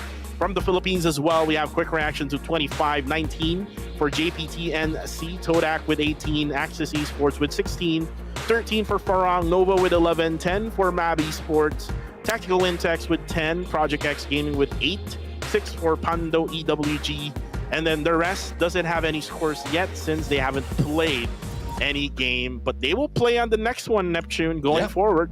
Exactly. And right now, I think it's, we already mentioned that it is the Team A or Group A who will be getting a lot more. That's 4 maps in total. B will only get 2 or 3 or probably 4 as well by the end. Let me check back later on. But I think there's only one group who will getting 2 maps to be played in this day, and that, like, it's not always the same focus for each day, because there's also rotation groupings later on. So even if the map layout from Bermuda up until the cycle of Bermuda is the same, those who are playing for each day are different. So rotations after rotations adds up a little bit of twist in these games. Yeah, definitely. And you know what, Neptune, since then that Group B will be resting for a while, this actually will be good for some of the teams coming from Group B. Not for Expand, since Expand has been really playing well for first and second. So again, their momentum is there, but again, they will have to do a little bit of that reset for the next 2 maps to come. But for the others, we do have Farang, we do have Todak, we do have Tactical Intex, who just was able to bounce back for a little bit for match number 2. Then they will have to rest up. So this means that they will be able to actually go for the scout. They can actually scout the teams coming from Group C, since the next games for Group B that they will be playing later on will be match 5 and 6, and they will be playing against Group C, which will be playing right now against Group A for match number 3 and match number 4. Yeah, I mean, the rotations might be confusing. Even I got confused a little bit, but you just have to see the pattern of how the rotations are in terms of groupings. One thing for sure, AV Radicals, good for them to catch up onto the points, because it's not so much of the points that they gather compared to Expand from that first round. But in terms of elimination, I think they got more of it. Placement, I would say, is go click. But let's check out, guys. Once again, for those who are in here watching, we have, well, there's no surprise. We showed this earlier for you. It's a Pop-Pow t-shirt right here, and this is a milestone with giveaway item that we have for everyone. One of a lot in the Pop-Pow collection in this game. Pop-Pow t-shirt definitely will be given away. So stay tuned for that giveaway. So to all the viewers right now, I know that you're waiting for that code to be popped out of our screens. I know you're getting set or ready for that in-game redeeming site. So definitely that Pop-Pow t-shirt, you can definitely wear that for later on. For now, let's just support our teams right now from Malaysia and from the Philippines, as right now the #1 team is coming from PH. let's take a look at the recap here. As for the map schedule, we're going into Alpine in a few. But again, just a recap, AV Radicals, who actually got the Booyah in the second match. We do have Expand, which is, I'm not sure why AV Radicals was put there, but it is Expand. It will update it earlier. It will be updated. Yeah, Expand got the first Booyah, ladies and gentlemen. So again, it's just back and forth coming from these two teams, but it's not going to be back and forth anymore, as Group B will be resting.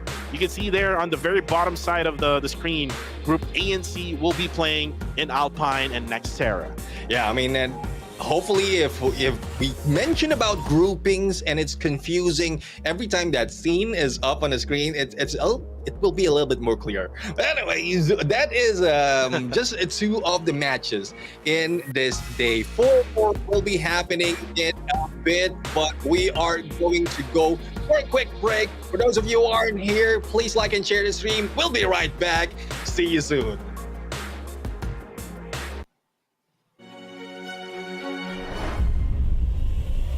Nice. I'm not sure why there's two. The king has returned. Only the champions. Big fat. Parang Who managed to bag Dito it sa ano all yun, the way through Sa live. Blacklist International.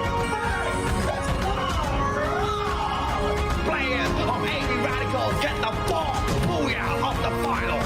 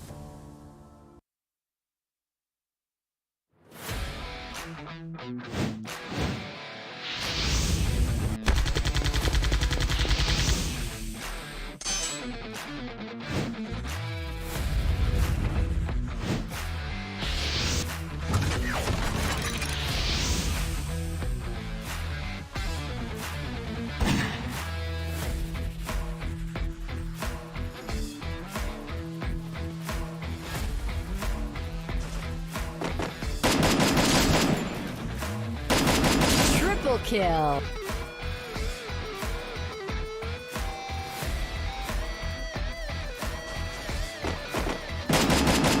Double kill. Triple kill.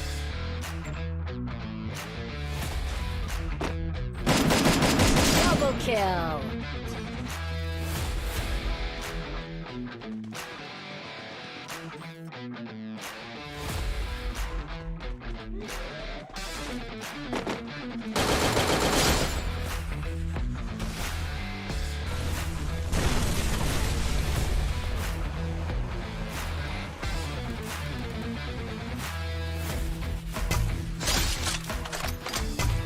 Double kill.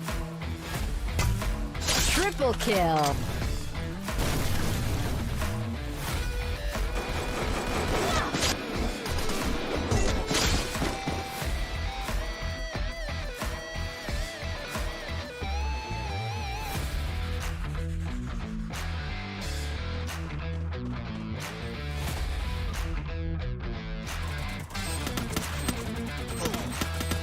Quadric.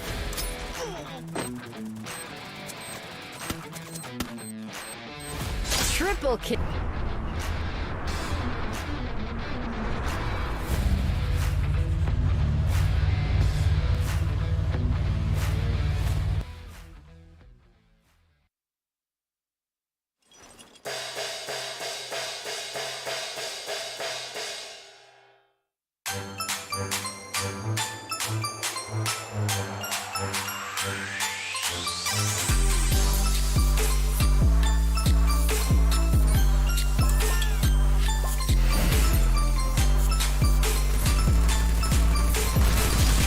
kill. Unstoppable.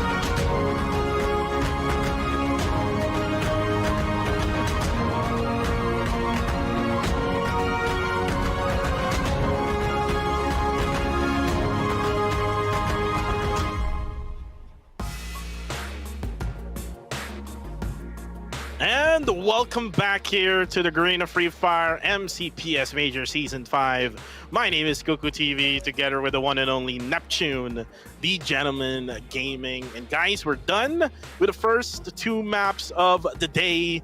Bermuda and Purgatory is now done. And now we're moving on to the probably newer maps here in Free Fire. We have Alpine and Nextera. I'm so excited with match number 4, Neptune. If we could just, skip that Alpine match to actually get to Nextera, but we have to go through all of the maps for today. It's going to be a much different groupings for this time around. It's going to be groups A and C. And what are we expecting now? Since Expand will be out in their group, Group C will be coming in. Which team from Group C, Neptune, are we expecting to have a good showing here?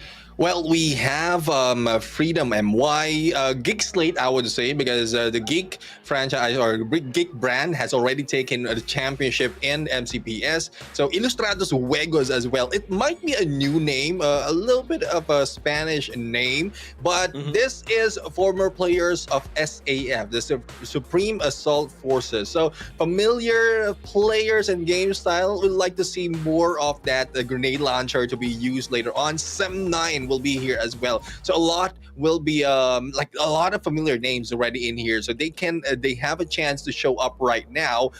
They will be joined by TFC Esports as well as Tok Dalang, the mastermind or master of puppets. So we'll have to see which one of here will be showing, especially with new teams, because earlier we saw Quick Reaction just showed up with a lot of kills, but after one map, they have been taken down early into the game. So it's up and down for Quick Reaction. Hopefully, it's not the same for some of the teams out here. So basically, what we're trying to say here is we need to basically wait for Quick Reaction's game to be consistent in order for them to actually get the same outcome like what they did in match number 1. But for Group C, you've mentioned some of the teams that has already played in, this MCPS Majors. We do have Freedom MY. We know this team already played in this type of level. We also have Ilustrados Juegos coming in from the Philippines as well.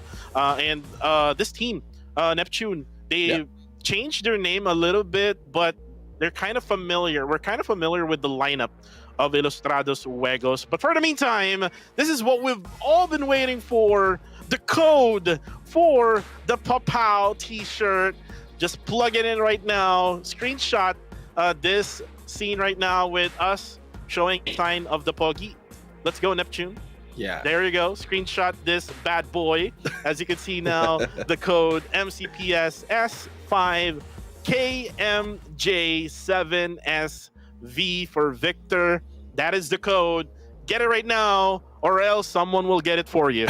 Yeah, I mean, I think everyone else who has a code will be able to get it. But the thing is, if this is only up until the broadcast is up, so the moment that when the broadcast is already over, you will not be able to redeem it. So make sure that you put that in. And for the viewers out there, hopefully, if you put it in the comment section, make sure it's the correct code. We don't want to see like some of the fans out there who will be complaining that they're not getting the right code. So if you're watching right now, you have that advantage to get this and screenshot this and share it with your friends, with your family, especially those who love Garena Free Fire. But there you have it. That is the Pow-Pow t-shirt. A lot more will be given in terms of rewards, not just today, but in upcoming days of this MCPS. But going back to the matter at hand, the teams out here, I think there's a good chance for AB Radicals to get a lot of points out of the game, because later on, once Expand jump in,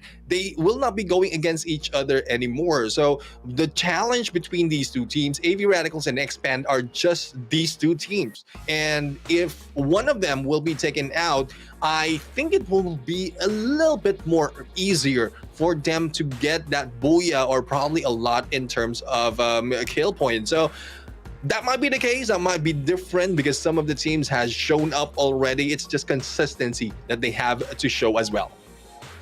Well, I've already mentioned some of the teams earlier, Neptune, and before we come into Alpine, let's talk about Ilustrados Juegos.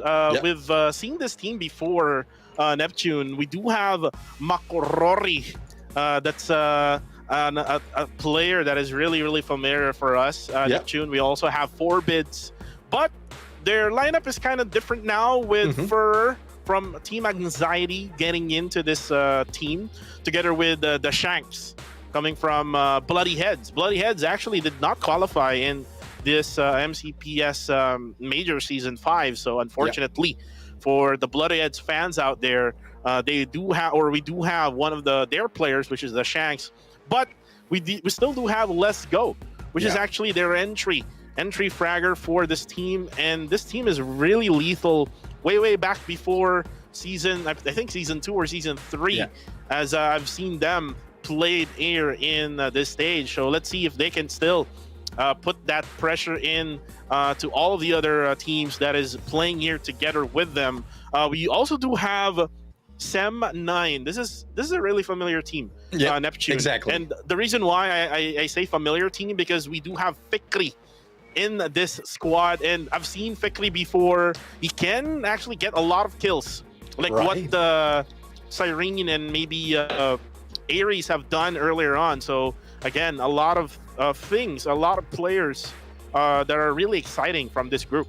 Exactly. They also have new additions. So for the side of Sem9, they have Newbie and Zen OP, both coming from season 4 of Blacklist International. So like the roster change, and I love how other teams are really adopting those who are showing great potential from other teams. And if they have a chance to really move up, this might be the key for them to further their teams of Sem9. But we'll have to find out if the gameplay will be going against, especially the top 2 that we had already going in for, or went in for the first 2 matches that we have, Alpine and Nextera.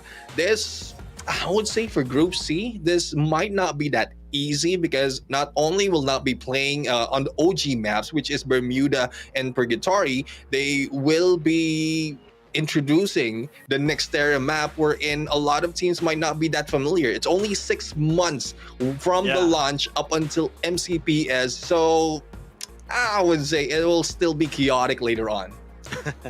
It will be chaotic, and I would probably say that the other teams that doesn't really have good scores for the first two maps, especially for Group A, would probably have a really good outing here in Nextera, since then they've already played way too many games for today, and then for the rest, let's just say for Group C, they only will be playing like one game, which is going to be the next map, which will be Alpine. Yeah. So I think they're still going to try to adjust through the groups that they're going to be playing with. So again, that might what happened here in Nextera. But the thing is, again, with all of the experience being shown here by all of the other players that already had played in this type of stage, Neptune, definitely they will use that experience in order for them to try to get that booyah. Exactly. I mean, I love to see how the rotations will be going in, especially in this Alpine map. It's pretty much like when you look at it in a map view, it's almost similar to Purgatory. It's just that there are a few places in there that's a little bit too far apart, and some that are very, very close to each other. So early engagements might be happening, especially if you are in the outskirts of this map. The middle, especially Malaysia, it's more of a bigger area or bigger compound. I won't be surprised if two teams will be jumping in there, and if two teams will be surviving, because with the huge compounds or your huge structures right here, you jump in and you just take both of the side, and then you just pull back in the right moment, then you can survive. But if not, then at least that's one thing that we love to see on the early engagement. Early eliminations, not so bad for the winning teams, but very, very bad for the losing. Yeah, definitely, and we've seen that from Farang in the second match. Yep. As they were actually pressured by AVR, and then we've seen that from PXG in the very first map we're in. They actually got to two. After that, they actually eliminate them. Right now, let's actually see now what's gonna happen now in Alpine, as we're now down to the countdown here in just less than a minute. We're gonna see now the map itself, and also Groups A and C will be playing in this very map. Exactly. And we'll have to find out who will take that booyah, as well as if there will be any early engagement right here. And guys, for those of you who aren't here watching, hopefully you can like and share the stream so that we can get more of the rewards. And earlier we show you the Pop-Pow t-shirt that with the codes of the Pop-Pow t-shirt, so hopefully you were able to get that. But if not, all you have to do is hang back, sit tight, and wait for the code to be revealed. And I love that Green Free Fire is giving all this for the viewers out there, not just the entertainment of the game style, but also for them to use them in game, or collections just like this to be used in game. Match number 3, it is Alpine. It is on the go, and we love to see these team play. As right now, the plane just right passed through us. We see the beautiful skies of Alpine. Coming in from down below, going to the north side of a railroad will be the flight path for now. And you can see now the other team from Group C just landing to their usual spots. But you can see right now, there's a hot spot right now here just on the western side, western side of the map itself. I think it's going to be two Filipino teams fighting for position here. Quick reactions and Ilustrados Juegos. And you can see now Kwasi going for the spray down. And it's going to be, again, two PH teams, Neptune, fighting for this area. Yeah, it's not the first time that we've seen this. It's just unfortunate that there's only 3 PH teams in this list, and the 2 of them will be taking each other out early into the game. But we'll have to find out if Ilustrados Juegos has what it takes to go against the Slayer of the Bermuda map, especially with Cyrene and the mix. Now, let's see. So far, in terms of position, both of the teams doesn't have that much of an advantage just yet. Führer, on the other hand, is out in the open. Quasi might be able to take them down. The Shanks right now as well being spotted, and it's a 1-1-2 split compared to the 2-2 split of like quick reaction, and this is not looking good for one of the players. It is the Shanks right now, but the good thing, he have a backup just in front of them, so no engagement just yet, just a little bit of tickling in terms of the firepower. Fewer in the Shanks trying to go for that defensive. And Cyrene getting that 9 eliminations in that very first game. But then again, the first blood will come to the Sem9 team as they were able to actually kill some players coming from MAB Esports. So knowing that we have Ilustrados Juegos and Quick Reactions right over here at Fusion, we didn't actually had the first blood right this area. So it's coming from a different part of the map of Alpine. As you can see right now that the two teams of PH just trying to get in position, trying to, you know, make those adjustments in order for them to get the advantage onto the other. And you can now see here, it's a 3-1 split coming from Ilustrados Juegos. Forbids will be the sniper for the team as Cyrene is now getting ready to get in, but he's not ready for action as the Shanks knocks him down. The good thing about it, there's going to be glue walls for him to get that revive from his teammate. Yep, the revive is important for this game, and Cyrene, especially the Slayer that we have in here. Well, and this one thing about Early Nation, earlier, if he got a lot of kills, probably it's because he has a lot of resources, but I think the resources in the side of Ilustrados Juegos, they have the buy area right here, and they also have the compound, while Quick Reaction is on the outskirts or on the outside of this compound of Fusion. Thus, they will be out in the open later on if rotations will be done by Ilustrados Juegos. And rotation being done by Forbids a little bit too deep right now, being shot at, but no one will be able to take him down that easily. Nade will be thrown at them, and they still manage to survive. If I'm not mistaken, there's already almost a minute that these two are battling it on, and no one has been taken down. Yeah, it's just even playing field right now between these two teams. But I actually get why Quick Reactions is actually rotating all the way to where Forbids is currently at. It's all because that Forbids is the one actually split up to the 3 members of Ilustrados Juegos. And again, they figured this out, Neptune, because there's only one player trying to go for that gunshot on that area. So now Ilustrados Juegos, you would expect them to actually go for that adjustment as well. Maybe we'll try to get to where Forbids is at, and maybe we'll try to defend his position. As you can now see here, Kwasi. I think this player is kind of familiar, Neptune, from the previous season, right? I like to Do you think remember so. this guy? I like to think so. I just don't remember, or probably because I'm getting old. He has a different IGN, if I'm not mistaken, right? Well, that might be. I have to look that up. But well, I think from anxiety, if I'm not mistaken. But we'll have to check that. We'll have to check that. Yeah, it's not surprised because we saw earlier some movements of the teams right here. Bloody Head's already taken one, but it's not only that. Quick Reaction might be proving themselves once again. They're going against one of the teams that is, I would say, good on the slaying department, and they are just putting them on a stalemate. No one's still eliminated at this point, though. Knockdown has been done, and Quick Reaction and Ilustrados Juegos, this is just taking too long. One needs to pull out, or one team needs to be eliminated right ahead.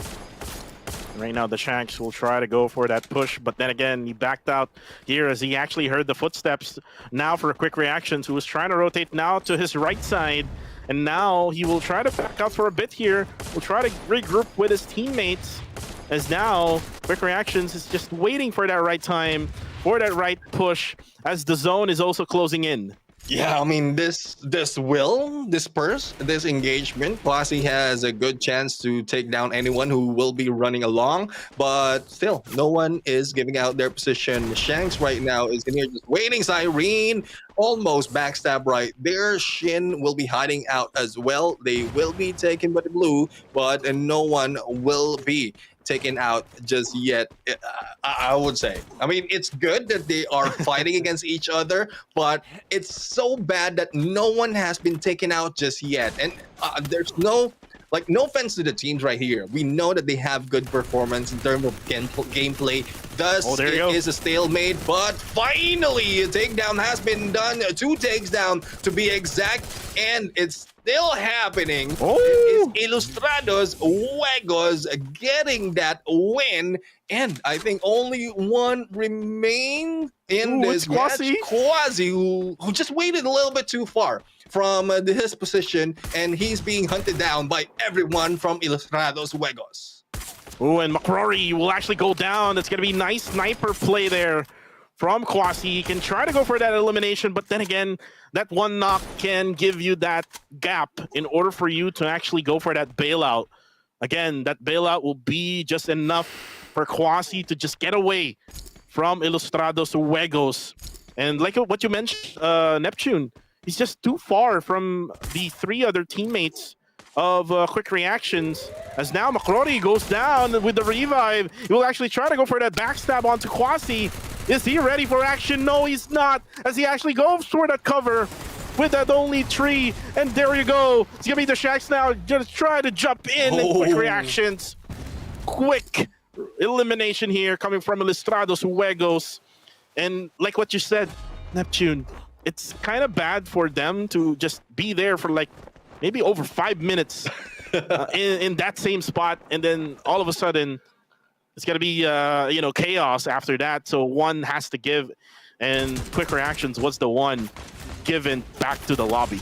Yeah, I mean, that's really one thing that, yeah, you can go for the early engagement, but at least count yourselves out. If you don't make any progress within the few minutes, then pull out, because it will give you a lot more. But speaking of a lot more, there goes a good Slay, even being taken down. He still managed to go for that grenade hit, and Geek Slate right here will get their 5 elimination. Kens will get 0 for now, but there's a good momentum for Geek Slate at this point. 10 teams remaining in this game. AV Radicals is going in for the catch-up match as they go against MAB Esports once again, and it's MAB Esports is just becoming a target for AV Radicals. Yeah, it's been the same thing as what we saw from the previous game. And Barba able to actually get the knockdown, and now this is their time to push. This is an indicator for them to actually put more pressure, as Mads just putting in some glue walls, but it's not really enough as the gunshots keeps firing from AV Radicals. And now only 2 members left. It's going to be Sugar and Hai Shin. Now going to be the nade coming in. Oh no, it's going to be Sugar who will go down, and 1 more member left who actually went down on the bridge, who will try to escape like what Kwasi had been doing earlier on. Yep. And this is, I think for me, this is it for MAB Esports. MAB Esports, though, there's still a chance. Hai Shin is still surviving, and Sem9 is also close behind. So just in case, Hai Shin will be able to survive this. Barba, what are you doing? Jumping out in there, and like that will be a huge mistake for him, because not only that MAB Esports is right here, we have Sem9, and with the snipes on Fikri, he is an easy target, being knocked down just like that. And looking at the circle right now, this will not be an advantage for AV Radicals, as it went far, far away from their location. But you can see that Team Sem9 already in position here, just waiting right at the middle portion of that zone. And at the same time, while this is happening, it's actually Geek who is actually going for that gatekeep. I'm not rhyming accidentally here, Neptune. But TFC is now having a hard time here. You can see Luffy trying to actually get some shots here onto Geek, but actually able to knock down Yasta. Yeah, and well, we'll have to find out if they'll be able to continue and clean up. In this NC right now is on above Geek Slate, as a lot of teams already closing in against each other. We are seeing Freedom MY. We have a TFC who has been silent all over the match, as well as NC on the other side. Geek Slate will be stuck in here in this area, and slowly the rest of the teams just moving in. There goes takedown by Asta against San Rain. 9 team remains right here. here, and a lot of battles might be ensuing. And I think, from what you pointed out earlier, I know who Quasi is, and this is just a hint. This is just a hunch. I think this is either Chessman. Yeah, Or Chessman. Yeah. Jaboywa? Chessman. Yeah, Chessman. Yeah, I right remember here. his face. Change name, but the face is familiar. Oh, and jump 9. Oh, he was trying to go for that shot, but then again, he doesn't know that there was someone right over there on the side. As TFC right now is down to 1. It's going to be Kaizo. Ooh. Will get eliminated there by NC. That's going to be Yasid who got that elimination. And NC trying to actually get back here on this game. Look at them. 7 eliminations already, Neptune.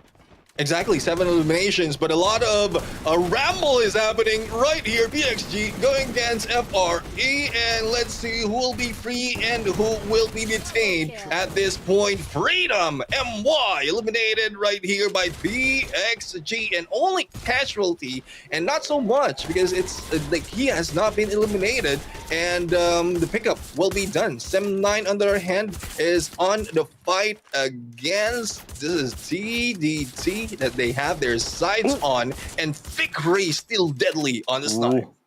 And Fikri, I've seen this man going for the snipes, and he's still doing this on Season 5. Geek Slate will get eliminated there, as it's going to be AV Radicals was able to eliminate them in the process. Sem9, like what I said earlier, they were in position in the circle, but then again, the circle just not really good with them, as they actually went away in their spot, as PXG now still alive here with 5 teams remaining. This is actually good showing here coming from Project X Gaming. Yep. They're still alive here with the glue walls just holding them on in the open, and now the push is in for Mika, knocking down Achi from a TDT, and there you go. Mika will try to go for that confirmation kill, but then again, they're out in the open, Neptune, so it's just all about the glue walls. It's just putting or giving them the covers or the defense.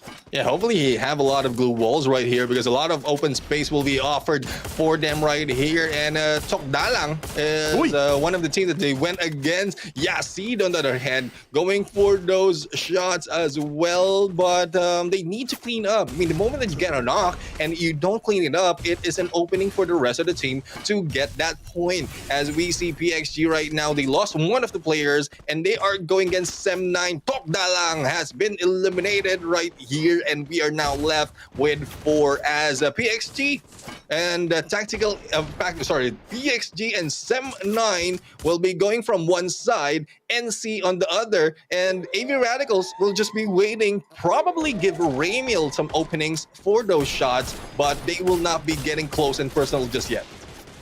Not just yet for now, but for the meantime, we have here Sem9. They're just using this little bit of this ridge that they have right now, and it's actually really effective. As you can see, Fikri just using those snipers through the grass of Alpine, as Asta right now goes for the spray down onto PXG. PXG is just having a hard time being sandwiched by most of the teams who are still alive here. You can see that NC Asta able to actually get the elimination, as well as now AV Radicals is in position to actually get another booyah. Fikri actually knocks down Ares though, as he's actually going to get a revive, but then again, Barba putting in the pressure with those utilities onto the side of Sem9, putting on some glue walls, really in position here, as Kaido surprising Sem9 here on a different angle, but then again, the knockdown of Fikri. Yeah, Fikri really is deadly. I mean, the moment he picks up that snipe, he can hit you with one shot. Barba is getting too close in here as Sem9 gathers up behind glue walls, but the safe zone is closing, and Kaido was able to take down Fikri. Ares has been taken down as well. It is a 3-team battle. Newbie, the only guy remaining who can pick up the rest of the members, but he managed to take down Barba and Ramiel as well. Nappies, on the other hand, took down Kaido, and AV Radicals out for number 3. It's now Sem9 and NC, but this will be a 1v3 situation. Yasid has been taken down by the zone, and Newbie right now is in here. Will go for that hit, but NC takes that booyah, and Napis is their MVP. Booyah for the Malaysians. NC, that's JPTNC, who got that booyah. And Neptune, this is coming from Group A one more time. Yeah. So this only means one thing. Group A is the group to beat right now. And I don't want to be in that group if I am playing Free Fire, because this teams from Group A is really good, and you can see right now the players from JPT NC really happy with the result, and this is actually good since they were trying to knock the doors, especially on match number 1, wherein they were able to actually get top 3. And then on match number 2, they weren't able to actually have a good showing. So now on match number 3 in Alpine, they're much more comfortable, to say the least, and also at the same time, they're more aggressive, getting those eliminations earlier on until the end, that they were able to actually just go for the third party between AVR and Sem9. Yeah, one thing I would say about JPT NC is their survivability, because for 3 matches already, they are in the top 3 of each of those maps. Regardless of the map, they managed to survive. They might not get a lot of kills, but survivability and getting to that top 3 of each map gives you a lot more in points. And like what you mentioned, if you ended on the final circle, it's impossible for you not to get any kills, so especially if you get the booyah as well. So hopefully this continue on for JPTNC, because a lot more with this consistency that they're showing, they will maintain the top 12 spot and they will be going for the grand finals. But I'm just hoping that JPTNC is not like the gameplay that we've seen from them is not just like this, because once we go to the grand finals, it's a different story. Yeah, definitely. And you've seen good showing as well for PXG. We actually saw them being eliminated early in match 1 and 2, but in Alpine, they're much more comfortable based on their performance. The thing is with PXG was their location was way out in the open, and they just had to depend on the glue walls that they had remaining out there, and they were sandwiched right at the end, Neptune. So that was just so bad for PXG right at the end. But again, nice effort coming from them to be able to at least get that top number 4. For the meantime, we are right back here. Again, this is yours truly, Cuckoo TV, together with the one and only Neptune, the Gentleman Gaming. We're now done with match number 3. And again, the most exciting part of the day is going to be the next map. It's going to be Nextera, Neptune. Yeah. We haven't seen this map yet in the majors, and now we're gonna see it live right now across many platforms, by the way. So you can actually watch us from Facebook, you can watch us from YouTube as well. But again, Neptune, Group A and C, is it that Group A is much better than Group C? If you've seen the performance coming from both groups there, or is it just that Group C are just fighting each other? Because you saw earlier some of the players or teams from Group C were fighting against each other. Yeah, I mean, it's possibility. It's possible that like hot drops is happening, and regardless of which group they're in. But it's just unfortunate, or it's unfortunate if you end up together with the same group. But one thing I would say is Group A is already warmed up.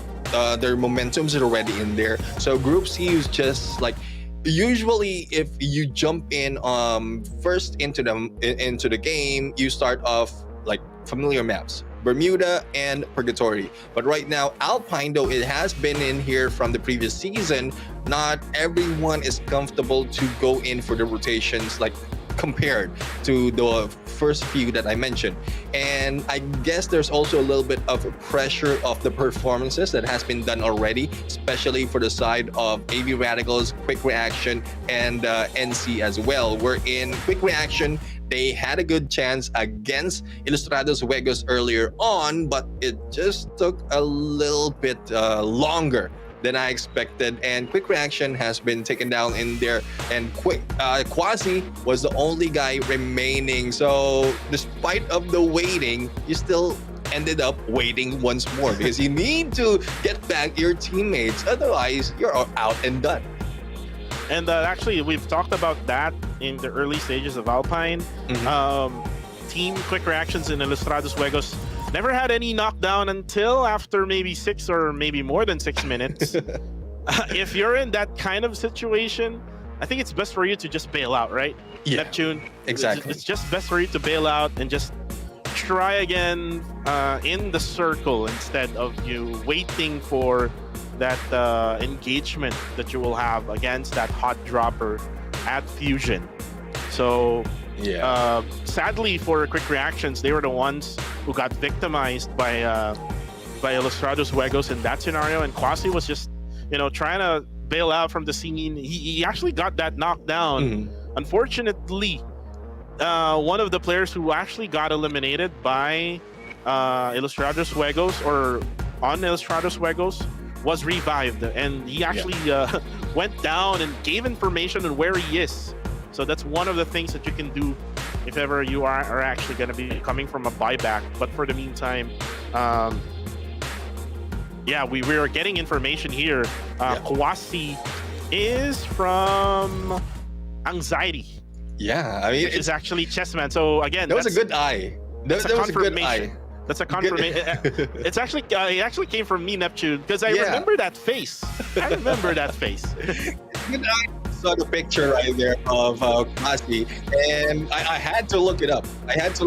Like if Chessman really changed his name to Kwasi. But let's check out the overall stat from that Alpine map. It is a total of 48 kills, 2 less from the previous map that we've seen. The highest kills is coming from NC Napis with 7, and total headshots of 36. 525 on the total damage, and only 7 on the revival. Rescues is 18 in total, and total knockdown is 64, and the glue wall or ice wall destroyed is 87. That's the destruction of a glue wall is a little higher this time. Probably it's because of how close it is and like the time spent. I don't want to go against Quick Reaction in the Stratus Juegos, but the time spent that they have against each other, they just need to bail out. Usually you want to go and time yourself either 30 seconds and nothing is happening, just pull out, or 30 seconds to 1 minute, because it gives you more chances later on to go for the points. But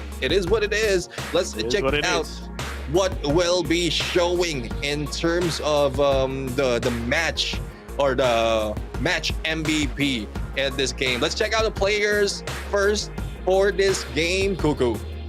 Yeah, the MVP for this game is Napis of JPTNC from Malaysia, 7 kills with 2,856 damage with 19% on target. Not the usual on target percentage, not the the higher ones that we've seen from earlier on, but still able to actually produce some really good result here with 7 eliminations or 7 kills coming from Napis of JPTNC, and it helped them able to get that booyah right at the end of this game. And again, NC were actually just third-partying whatever engagement AVR and Sam9 was doing right at the end, and again, it benefited them from that situation. And it's kind of like the opposite thing, Neptune. If you remember match number 1, they were the ones being sandwiched by Expand and AV Radicals. So again, nice bounce back game coming from NC.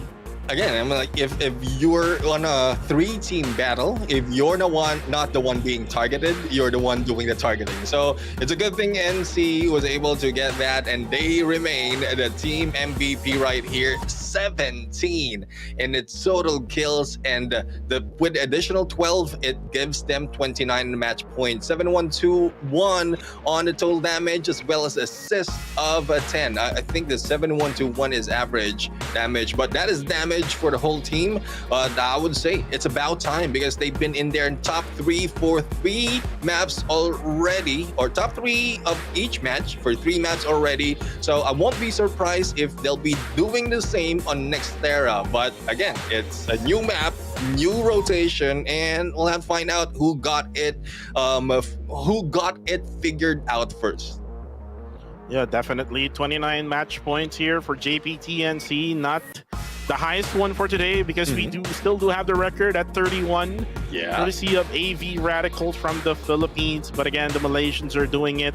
Will it be a day we're gonna see one Booyah from Malaysia, and then the next one will be Philippines, and then the next one will be Malaysia. Then the next one will be the Philippines again. So let's see if there's a pattern here for the Booyahs for today. But for the meantime, let's talk about Nextera. Neptune, you mentioned it was released 6 months ago. Yeah.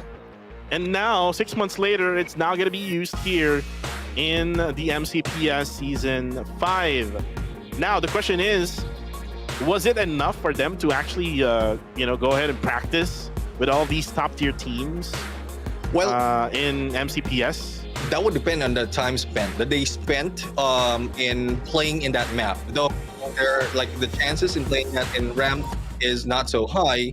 But speaking of high, let's see on how much higher they will be taking the overall scores with the match standing right here. We all know the Booyah has been taken by JPTNC and they got 29 points. Project X Gaming just got it back earlier after mostly instances of losing the early engagement. So it's a good turn back for Project X Gaming this time. AV Radicals has been pushed down to third place for this map, and together with them with only 1 point difference is Sem9. Geek Slate in there on number 5, Tok Dalang on number 6, Ilustrados Huegos on 7, Freedom MY on 8, TFC Esports on 9, Mab Esports on 10, Quick Reaction on 11, and Pando EWG in there taking no point on 12th place. And I really like to see how this changes what happened on that overall standing. That will be shown later. Yeah, that'll be shown later. But if you can see here, some of the teams from Group A, especially Project X Gaming, has already bounced back from the first two maps here. 15 total points from Project X Gaming. And the thing is with Project X Gaming, they still have one more map left for today.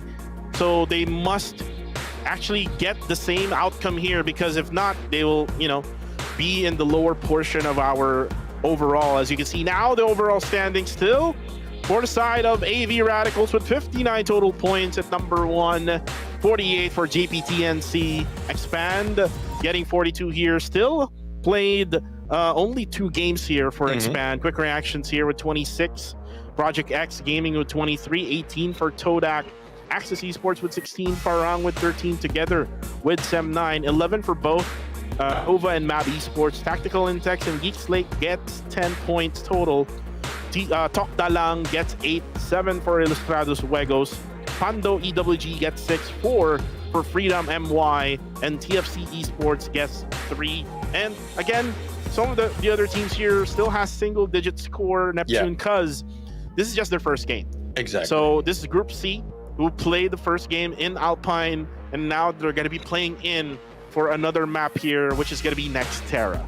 Yeah, and one thing I would say, it will be very difficult for some of the teams who didn't get that much scores when they were playing earlier on, specifically map number 1 and 2, because as we saw earlier, Expand, though they are on the number 2 earlier when before we started our Alpine map, they are being caught up by NC right now, and there's a good advantage for both NC and AV Radicals to gather up a lot of points to leave Expand behind, because if in case there's just a warm-up games for Group C, then later on they will be warmed up on that Bermuda as well as that random map for match number 6. So we'll have to find out. There are advantages and disadvantages based on the rotation of the group.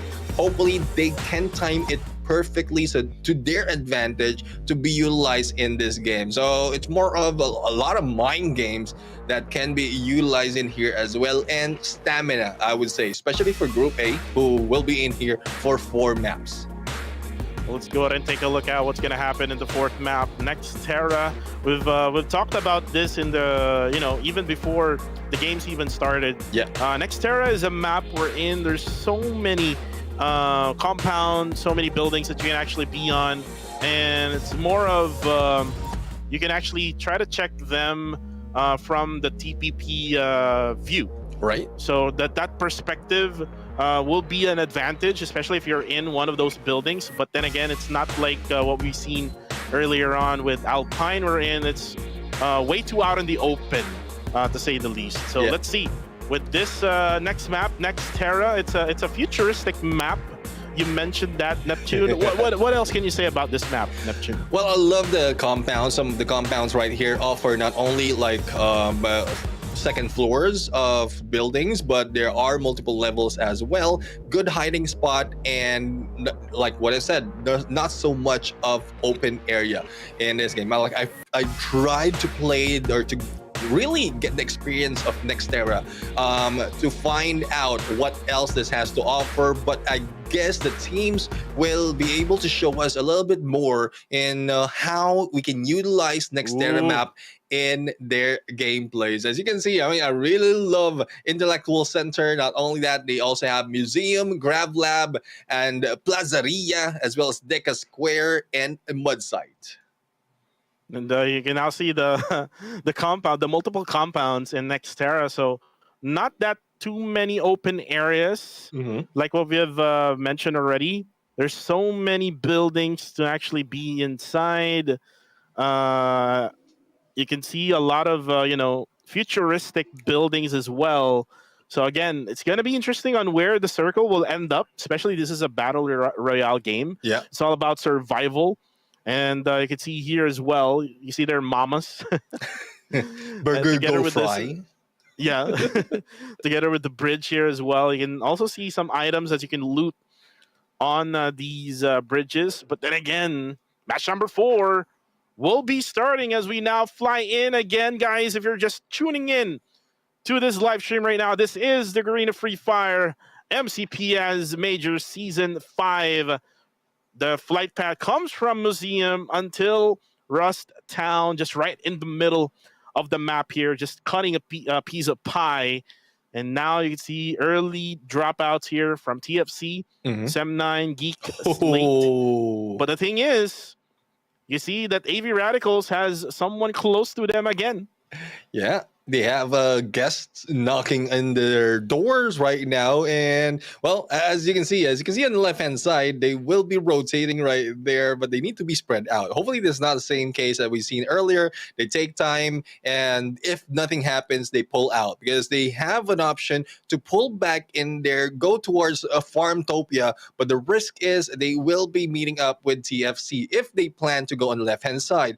For those going in for the right-hand side, Twin Ridge is a little bit too close, and there you go. Both teams once again, but this time, finally, we're seeing early elimination. Führer will be returning in here after that revive, but QR will see if someone else will be taken down right here. And like we mentioned, it has been confirmed. Quasi is Chessman from Season 4 Anxiety. So a lot of good revelations. Not only that, we are expecting a lot of good snipes coming from this guy as well.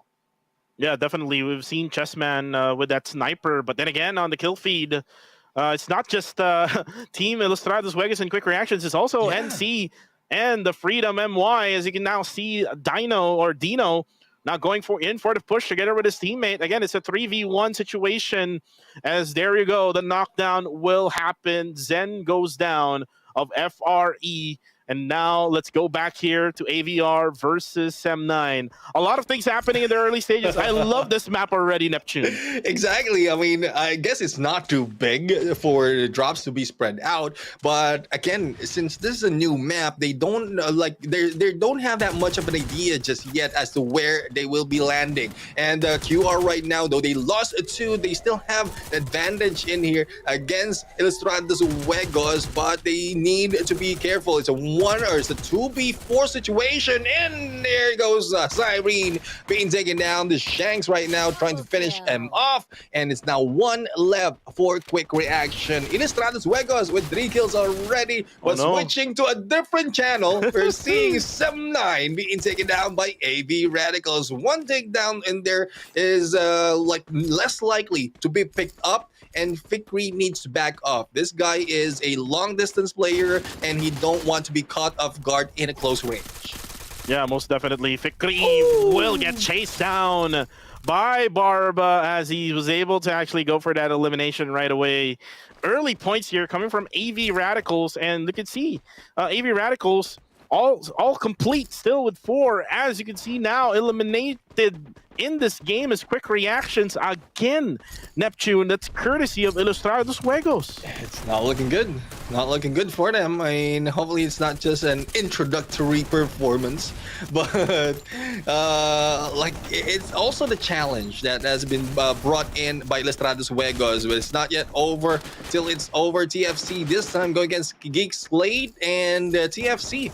4-man strong going against Geek Slate, who was already to knock down Sunrain and Yasta, and we saw how Sunrain can control those nade kills, but hopefully they can do this as well. But as we can see, not only are they being challenged by TFC, there is no way out from this island apart from the bridge, or if you want, you can cross over to that river. So there's no running for Geek's Lake right here. All they have to do is face the music, and hopefully the music doesn't stop on them.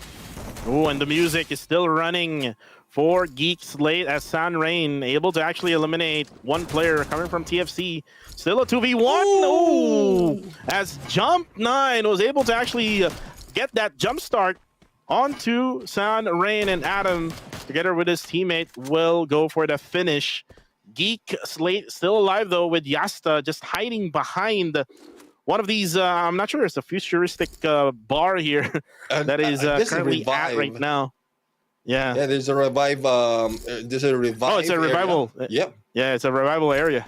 So 3 will be coming back in here, but one thing is you can risk going in, being eliminated early into the game, because there's still a lot of open areas and unlootable areas that you can drop once you get back, once you are revived. It will be difficult later on if you were, say, in the 4th or into the 6th or 4th to 5th stage of the circle, because mostly it's the compound has already been taken and not so much loot will be taken as well. So it possibly can be given by your teammates, but it doesn't give you that much of advantage. Yes, survivability is a factor, but firepower will be at a loss. Yeah, most definitely. As you can now see, PXG getting their care package here. Jim and Neo able to get his care package up and running. There's actually Mab Esports just right nearby, so they better be careful here. Now see the circle. We'll update in just a few seconds. Where will it go?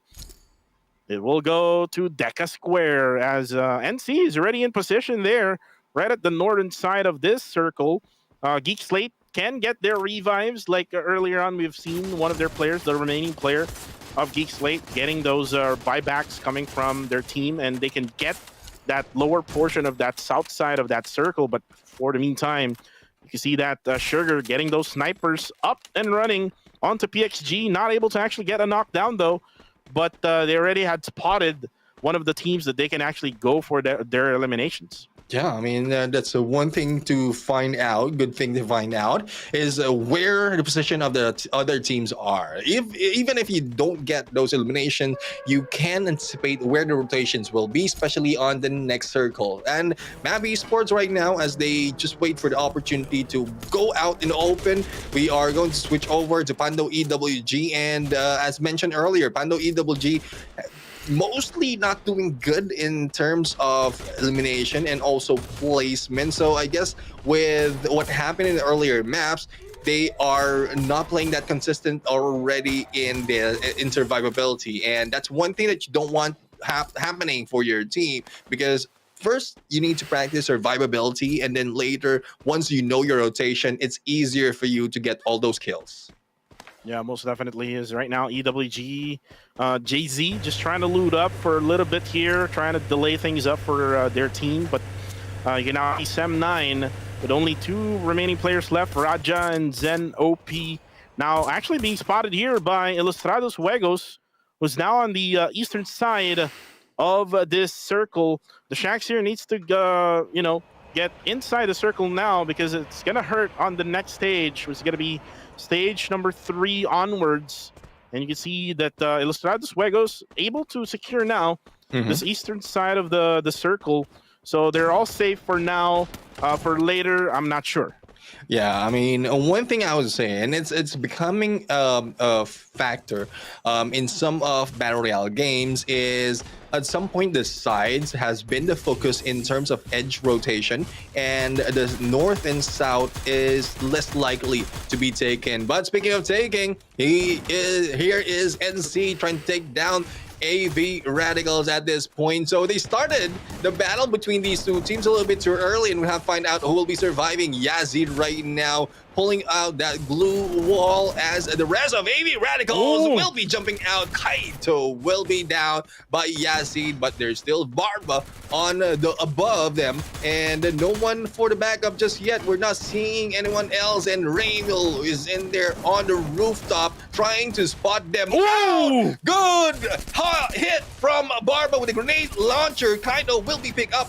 Ades will be taken down, and Barba as well. It's very, very close right now as to who's getting the win in this team, and NC Napis was able to take down not one from AV Radicals but from different team. Raymil is the only guy remaining right here, and it is now up on a 1v1, but Raymil almost missing those shots. Will this be it for both teams? Raymil just clutched it, and NC is down and out. Glue wall after glue wall being used by Raymil, just confusing team. The other team that they eliminated as Geek Slate will get eliminated there by Sem9. But man, that clutch play coming from Raymil of AV Radicals. The question is, can they actually get inside a circle after this?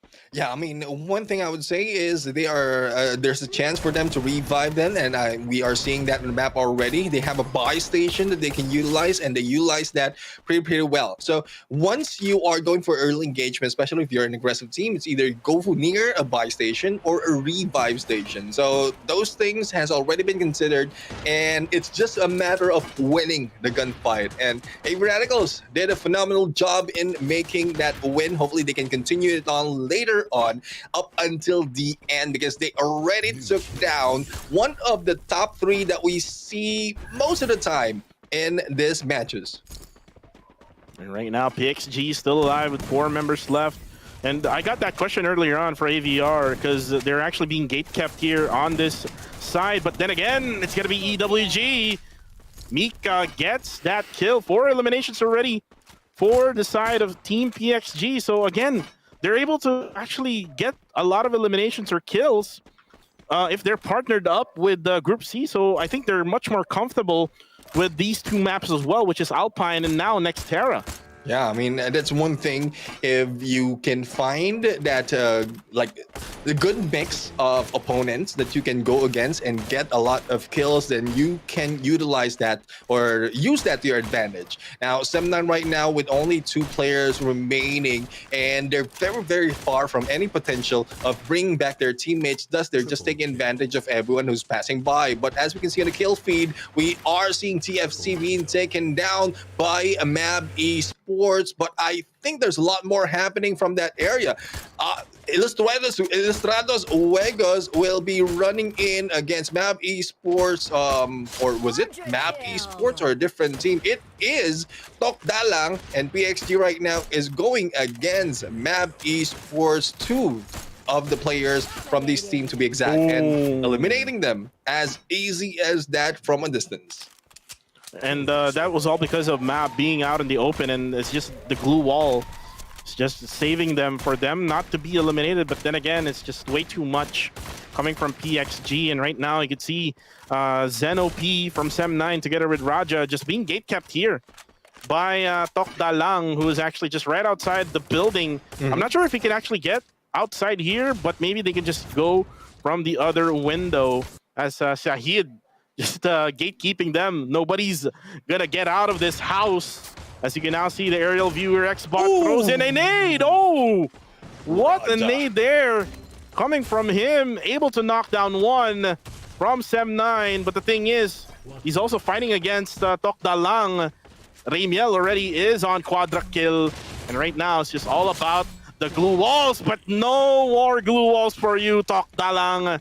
You're gonna get nade launcher from Team PXG as Xbot gets the kill. 10 eliminations now from them, Neptune. Yeah, I mean, you called it right. PXG right now is moving up in terms of elimination, especially with the groupings that they have right now. But they are face-to-face with AV Radicals at this point, though they lost Cairo, and they still have Barba in there for the close quarter battle. And Xbot will be taken down in there by Raymil from a far. Grenade launcher is being introduced by AV Radicals, and Barba will be picked up. Let's see as to who will be accepting the challenge to go against AV Radicals right now. 10 eliminations, and Raymil once again is the only guy remaining. Here comes the push, but no one can take them down just yet because it is Ilustrados Huecos who went in for the pinch. Pando EW this time not taken down, being early, and Ilustrados Huecos, good potential for them to take the booyah.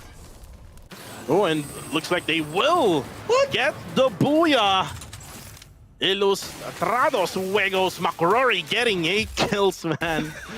This man from Ilustrados Huecos has all of the experience he had with all of the previous season, and right now they're able to get that booyah now in the next Terra. And this is the usual coming from Let's Go, just showing off, flexing that what we call here in the Philippines is the bebe, you know? The bebe buff, yeah. Yeah, I mean, no surprise, Ilustrados say that it's a very, very long name. Ilustrados Huecos is really showing up this time. Not only do they have the 3 main members of this team, they also have additional of a Fuder and the Shanks. So good combination as well, coming from Bloody Heads and Anxiety. So like, that's one thing. If you have a core players, you only need one, but you bring in 2 of I would say 2 of the best from the region or from the competition, and it's a good chance that you can build that I couldn't say perfect team, but good perfect combination of a team to utilize in these games. It's like when you try to like mix coffee and sugar, right? That right combination. Yeah. Neptune, as you can see there, the highlights here coming from PXG, really good showing here with those grenades onto the side of Tok Dalang and Sem9, and then Ilustrados Huecos just annihilated actually 2 teams in that scenario. It was EWG and also AV Radicals. Yep. And then at the end, they just try to just eliminate whichever player remaining in that lobby. And Ilustrados Huecos able to get that booyah for the first ever Next Terra here in MCPS. Yeah, I mean, I guess they came prepared, not only with a early engagement again, quick reaction, and this time it's not the same story as earlier where it took time. They want to end it early, and then rotation is just favoring them overall. Now, some of the teams not so much familiar in the rotation, especially I think it's more of Sem9. They lost 2 of their players, but they were stuck in there and south side of that circle, and there's no going out. They even tried to go against, I think it's Tok Dalang that they're trying to shoot down earlier, but they have been spotted and been taken down. If I'm mistaken, that was 2 eliminations from them and not so much on the placement point, but we'll have to find out. So far, NC has lost the momentum in terms of taking top 3, and AV Radicals has been taken down early, especially with the introduction of Ilustrados Huecos in this battleground. But 4 matches already, Cuckoo, and we're now left to 2. It's getting really excited because a surprise for match number 6 will be happening for that random map. Yeah, we're gonna see that randomizer. We've seen that already, Neptune, but the viewers haven't seen that one yet. So you're gonna be surprised on how that 6 map will be picked. It's so exciting to see if it's gonna be Next Terra or maybe Bermuda or whichever map the randomizer will be chosen. But this only means that we're gonna be playing in Bermuda, and then the next one will be that random map that will be picked, chosen and picked by the randomizer. And again, the the lineup will be different, or the groupings will be different. Since Yep. then, that's the last game of Group A, so we Exactly. won't see any more of AV Radicals and the others for the next games. It's gonna be Group B once more. So Expand will be back after resting with 2 games. I think they have a lot more in store for us, Neptune. Yeah, hopefully that's the case, because at some point when other teams, some of the teams take over momentum against rest, and since Expand right now, hopefully it is the latter. They take advantage of the rest to watch other players, other teams as well, and then utilize that once they jump in. Because if that's not the case, Expand might be loses that momentum coming from the first 2 maps, and as they jump in against C, they will not be taking that booyah. But at least they get good elimination, and also they have that Bermuda that they can utilize. It is easy for them to start off or jumpstart their game style because of the Bermuda being offered for this match number 5. Yeah, and right now, Neptune, we're just waiting on the next game. But again, we're gonna have to actually change the groupings for now. Group B, we've mentioned a lot from Group B Expand, but again, Group B has others who can actually try to make an impact now, since then that Group A is gone for today. We do have still Farang, which is one of the champions from the of MCPS Major season. I think it was 3. So for Farang, so let's see if Farang can actually bounce back, since then that they haven't really shown up really good here. As the overall stats here being shown now, 75 total kills, with McRory being the highest kill count here with 8. 64 total headshots with total damage of 41,852, 24 total revivals, 8 total rescues with 83 total knockdowns, and 58 ice wall destroyed. That's a lot of knockdowns, Neptune, coming in Nextera. And that's probably because in the early stages of Nextera, there were like too many early engagement. I think there was like 6 teams fighting in the early stages of Nextera, maybe in stage 1 and 2, right? Yeah, three team engagements. So that's 6 teams who's already going back and forth and picking up and knocking them down once again.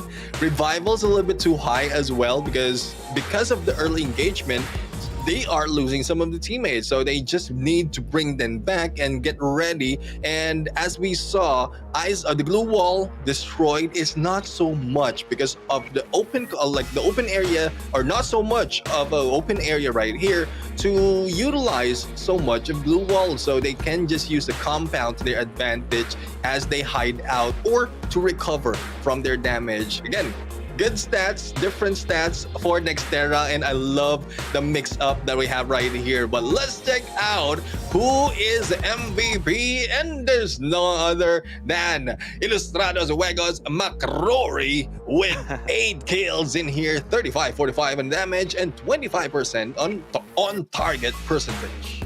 And from the Philippines, we call him Connor McRory from Ilustrados Juegos, 8 kills. That's a lot, actually. Still, the highest for today is 9 from Quick Reactions, which is actually Serene. So still not yet beaten, but still really close here for McRory. And he can still do this, since then there's still 2 matches left for today. Which is going to be first in Bermuda, and then the next one will be the next one after that will be on a random map. But again, we are expecting this from McRory. He's been doing this like even before in the previous seasons, right? And the only thing with McRory and Ilustrados Juegos is the consistency. How consistent can they be for this season's MCPS? Because it's already 2023, Neptune, and there's a lot of booming like potential players out there that can actually take your spot, right? Exactly. I mean, if you lay low in terms of performance and you don't move up, then you can be replaced easy on that spot. And hopefully that's not the case.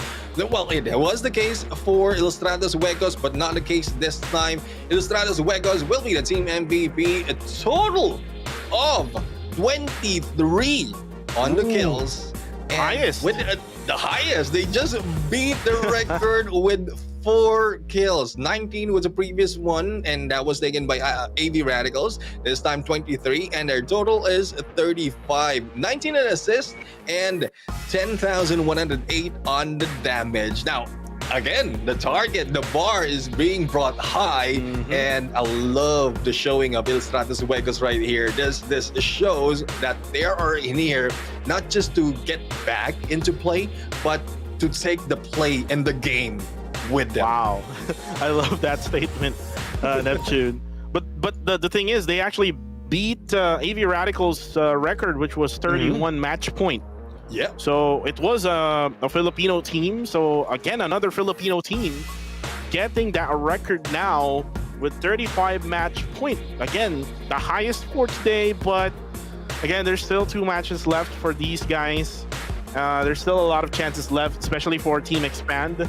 Expand has really high IQ when it comes to playing this game. Yeah. So let's see if they can actually beat this record. But for the meantime, let's take a look at the standings for just that match. 35 for Ilustrados Juegos. Second would be Project X Gaming with 21. 17 for AV Radicals. EWG with 16. 8 for Freedom MY. Sem9 with 8 as well. 7 for both Mabi Sports and Talk Dalang. JPTNC with 6. 5 for TFC Esports. Geek Slate with only 3. And Quick Reactions with 1. The thing I noticed here, Neptune, is after that really good game coming from Quick Reactions, all of the 3 other games that they had left was just single-digit score, if I'm not mistaken, right?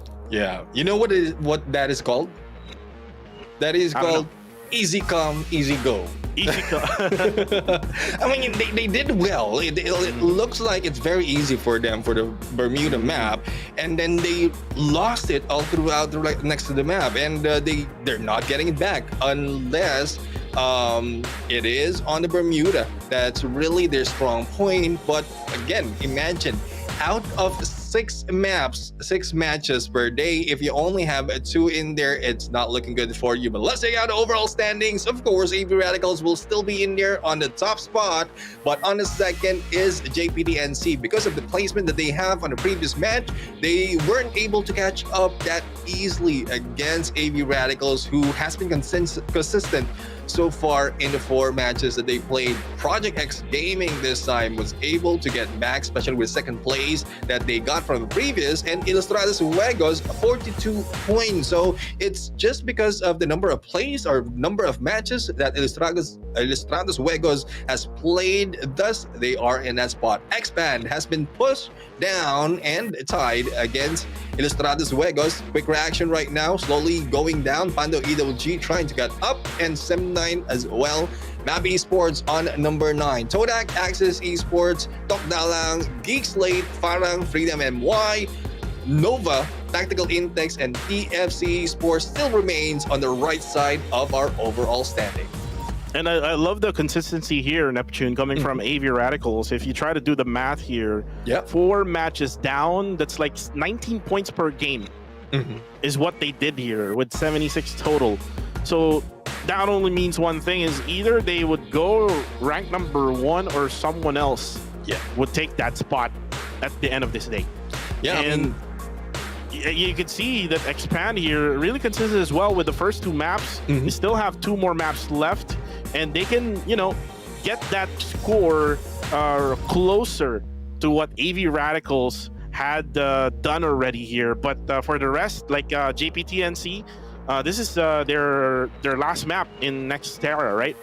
Yeah, I mean, one thing I would say is both AV Radicals as well as Expand is showing that how to balance placement as well as kills. Because if you look back to the overall standings that we had earlier, like it's almost similar that they had 10 elimination per game for both Expand and AV Radicals. And for the placement, well, that would depend because there's a little bit of skew in there on the 12 and 9 for the first and second. But if you can maintain that position, first, second, third, then it's easy for you to get back and to balance both of the placement and the kills. Thus, they are in there getting close to the top. So the rest of the teams good point that you mentioned. At some point, they're just focusing on kills. Some point, they're just focusing on placement. But hopefully, they can turn it around for today, because there's only though they are a few weeks of this league circuit, there's only a few days that they can make adjustment. Otherwise, the other teams will just run over them in the upcoming days. Yeah, you're correct with that one. So you have to really be consistent every single day, and for every week, there's only 2 days of game day. So with that 2 days of game day, you have a total of 8 total maps that you're gonna have to play. So every single map is really important. Neptune. Yeah. And let's check out, guys. We have a giveaway code right now. We have the Pop-Pow t-shirt once again. And this is for those of you guys who missed the previous revelation of this code. Again, MCPS S5KMJ7SV. That is the giveaway code for the Pop-Pow t-shirt. And like what Cuckoo mentioned and asked for, hopefully you can get this in real life, because how cool it is getting that Pop-Pow. And this is just one of the Pop-Pow collection that is offered as a reward for this MCPS. Yeah, definitely. What if we can get it in real life? That will be a bestseller already for the Free Fire fans out there. And we've actually seen Free Fire fans last year, Neptune, in person in one of the events here in the Philippines, and we've seen AV Radicals together with us there in one of the events. So definitely they're looking for some merch of Free Fire. I'm looking for some merch as well for Free Fire. Hopefully we can get one in the future. But for the meantime, let's take a look at the recap here of what happened all throughout the day. First, we have Expand getting their first booyah in Bermuda. And then we have AV Radicals on the second game, JPTNC on the third game, and then Ilustrados Juegos on the fourth game. And I mentioned this, Neptune, about the pattern. It's going to be Malaysia, PH, Malaysia, PH. Will it be Malaysia for Bermuda again? Well, it looks like it. It's either Expand, who has been consistent, especially for the previous, or Ilustrados Juegos, who wants to show up. But there's also Quick Reaction, who might be showing back once again, because it is no, Quick Reaction will not be here because they are on A. But Quick Reaction has been well in terms of elimination for the Bermuda map. So it's just the two options, and I'm not counting out some of the teams out here. It's just based on the stats that we have. So it's either the Stratus Juegos repeating what they did on Nextera, or Expand, who has been consistent all throughout to take that top 3 spot. The other teams, you're free to open to take the booyah. we like you to take the booyah if you can, from the teams who have been consistent in this game. Well, maybe we can do something like this, Neptune, for the first week. Every single map, we can have at least one team prediction who can get that booyah. For me, I would say that for later on, because we're gonna have to go on a really short break here. Again, this is Cuckoo TV together with Neptune, the Gentleman Gaming. MCPS Majors Season 5. We'll be right back.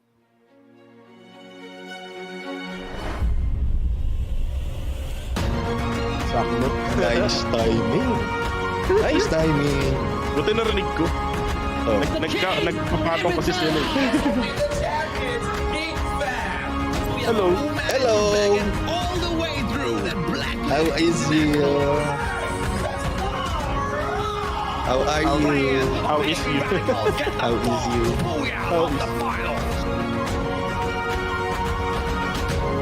Okay.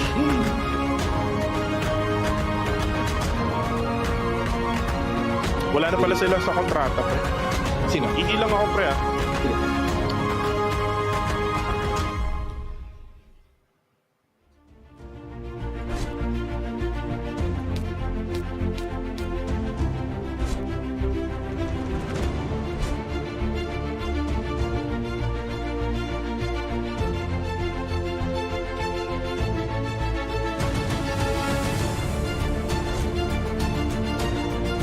Survivor, that ball bags out, and yet another player from the side of Dota. Final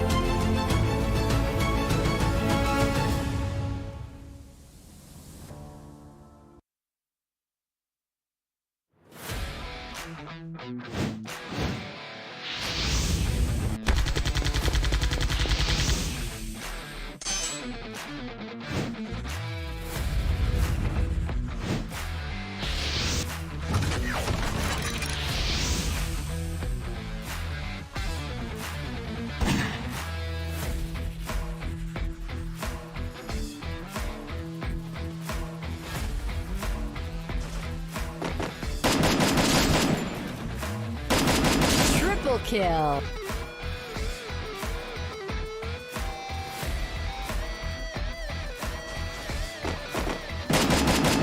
Double kill. Triple kill.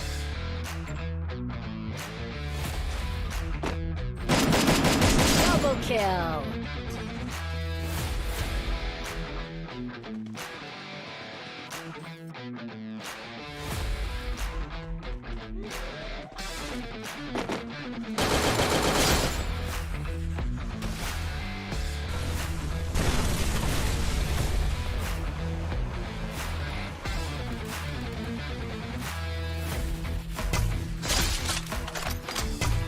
Double kill.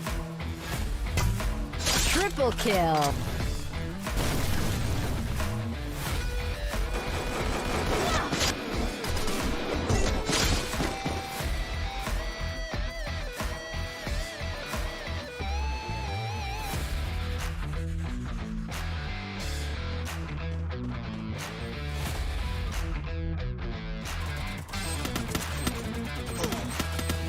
Quadric.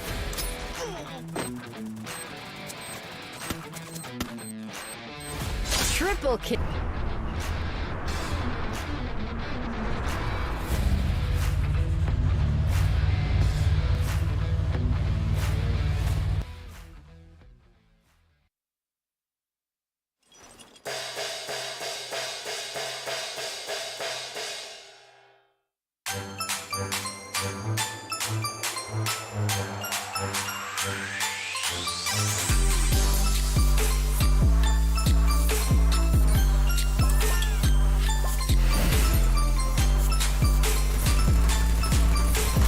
Triple kill. Unstoppable.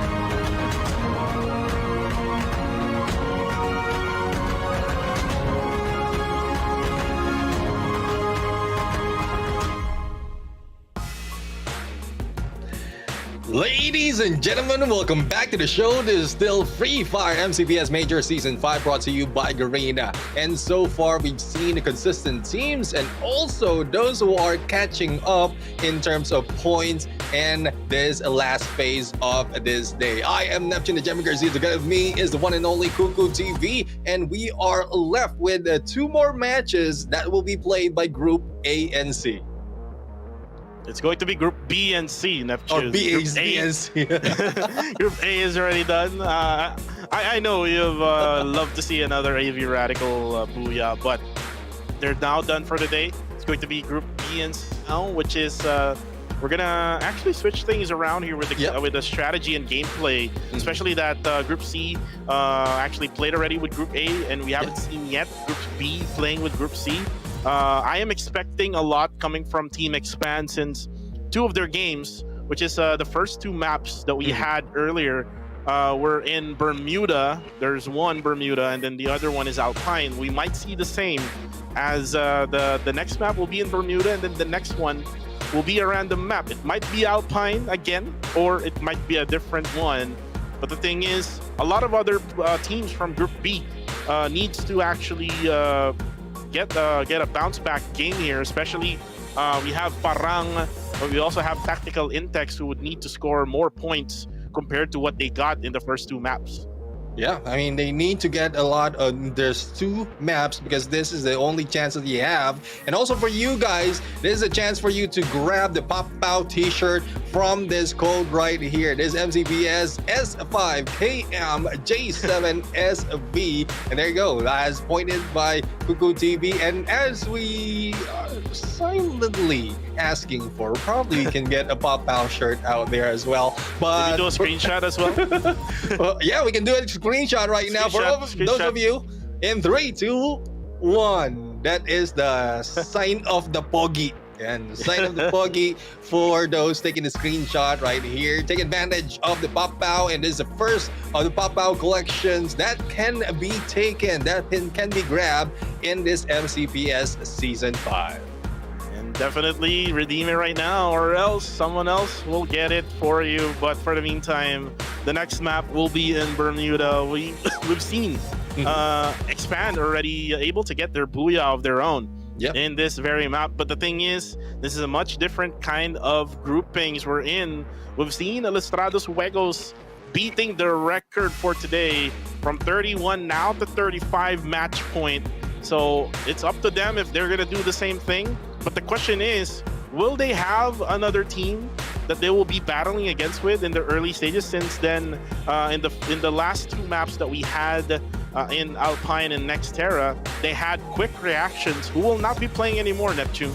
Yeah, I mean, that would depend if Ilustrados Juegos is really targeting a team, because they had a glimpse of the previous Bermuda. So if they know the drop points of some of the teams and follow them through, early engagement might be happening, and probably that is the key to their success, because it's 35 points in a match is not that easy, and that is a chance for them to, or that was the chance for them to catch up on Expand. Let's see on what's going to happen right now, as Bermuda will be the place to be on this match number 5. And well, we all know Expand will be, or from what we've seen, Expand will be taking peak. So I'll just have to find out if Ilustrados Juegos will be taking that as well.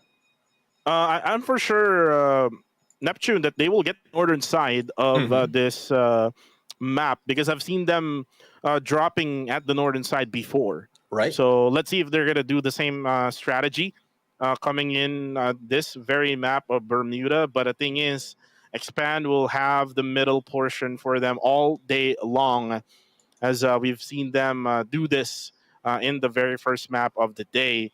It's been a quick day for both of us here. Neptune, time check right now here on our timer. We're actually in the Philippines, by the way. It is already 3:50 p.m. But right now we're gonna start flying that airplane going into Bermuda, as we see the beautiful skies, the blue skies of Bermuda. And now the flight path comes from the northern side, like what I mentioned here, going to the northern side of Keraton. And look, Neptune, right, Ilustrados Juegos going to their usual spot, which is going to be in the northern side, which is going to be at Shipyard. Nobody will challenge them as of this moment.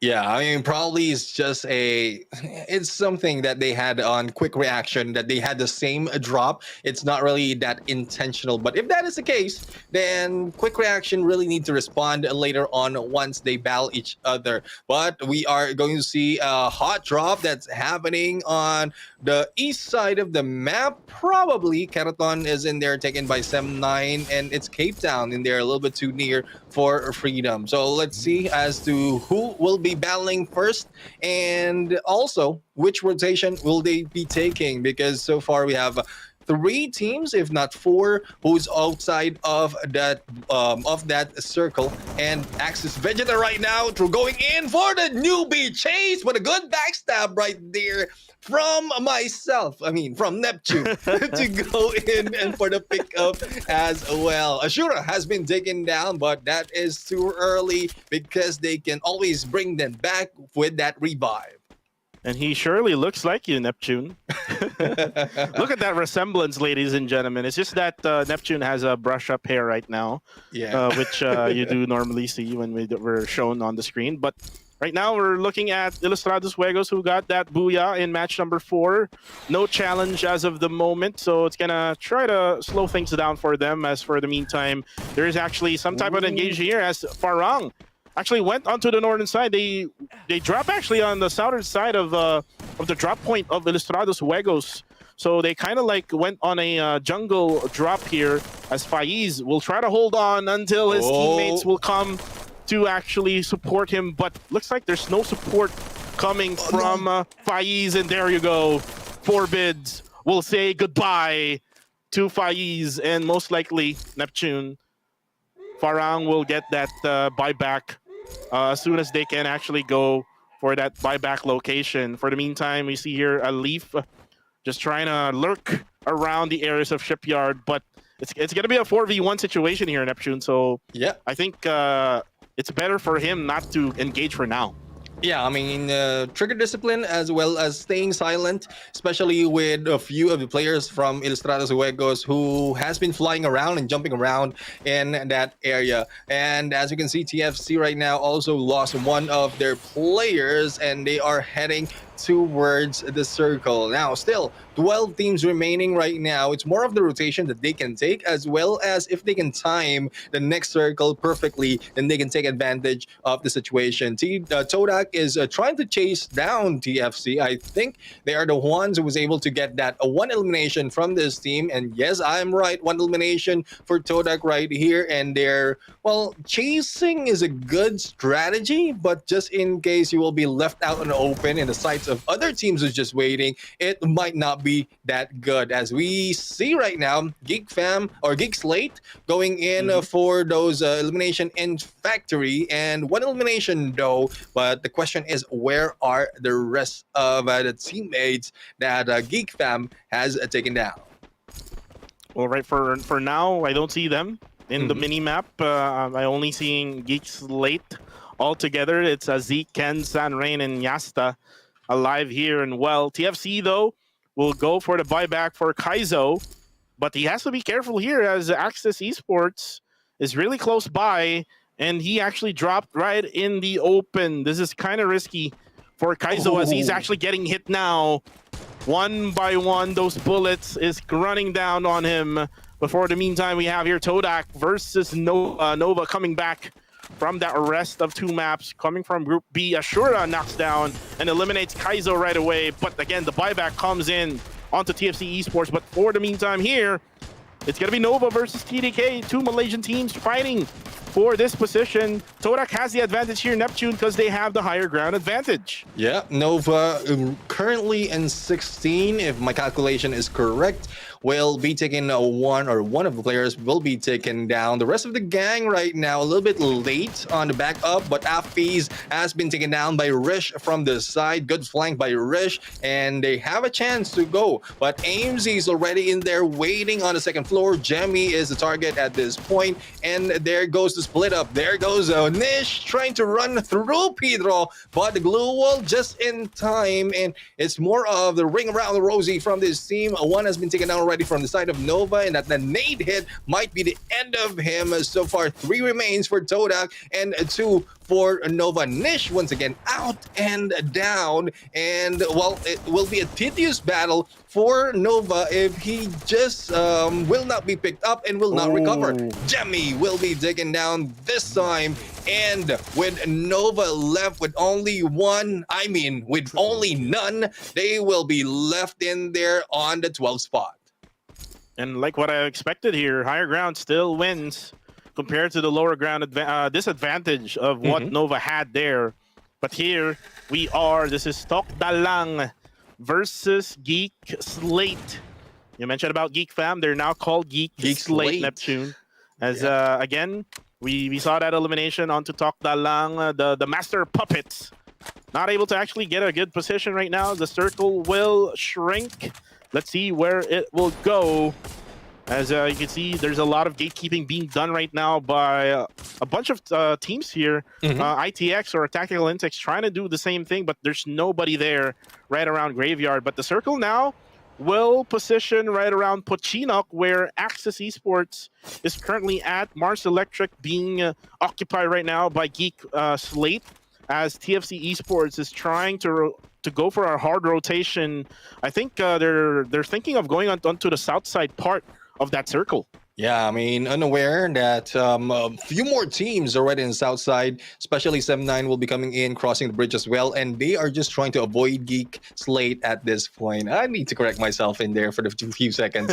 But anyways, we have TFC Sports. Well, TFC Sports currently in last place from our previous standing. They need to catch up not only in the kill points, but also on the placement. Tokdalang has been taken down, and they will be the 11th team from this map. 10 teams remains at this point. Todak has brought back one of the teammates from the early engagement that they have, and they just need to run towards this next circle. Otherwise, they will be gatekeep.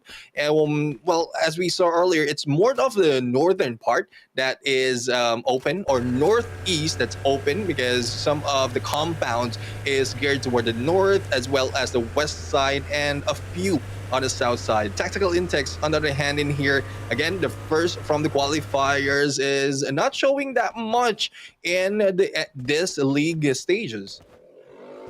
And you've seen them doing the same thing. If you remember, Neptune, they went on a vehicle gameplay in the map of Bermuda, but it actually didn't went onto their side. They were eliminated early by Quick Reactions in the first Bermuda map, but this time around, Quick Reactions is not going to be found. So I think Tactical Intex will probably survive here, and maybe will get a really good outcome or result. But for the meantime, Expand here, it's going to be too fast.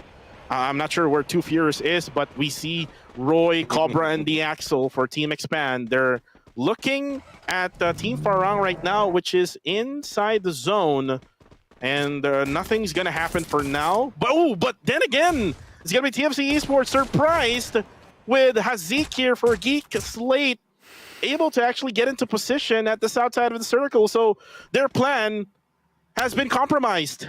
Yeah, the plan has been compromised. It has a turn against them this time, as Hazik is still going in on this side. Good distraction, though, because it gives an opening for those already on above a TFC. And the moment they peek, I'm pretty sure Geek Slate will be able to spot them and will give them a little bit more of difficulty in terms of getting in. But we can see the rotation right now. The chase is still off open for the side of Hazik, and the regroup will be happening for Geek Slate. So the response of Geek Slate will be much better, as we are seeing them on high ground. And again, the peaking that you have, if your ears from the bunny ears that the Luffy is getting right now will be spotted, then it's easier for you to get headshot. Well, the thing is, for TFC Esports, they need to be patient here, Neptune. They need to be patient, because look at the circle. The circle is not within their reach together with Geek Slate, so it's for them to be right there first inside the circle, and maybe try to gatekeep Geek Slate so that they can have the advantage here compared to right now. They have total disadvantage here with a lower ground on their side. So look at them. Look at the rotation being done here by TFC Esports. Nice adjustment here being done by them. But you can see as well here on the northeast side of the circle, FRE and Expand now going for some gunshots onto each other.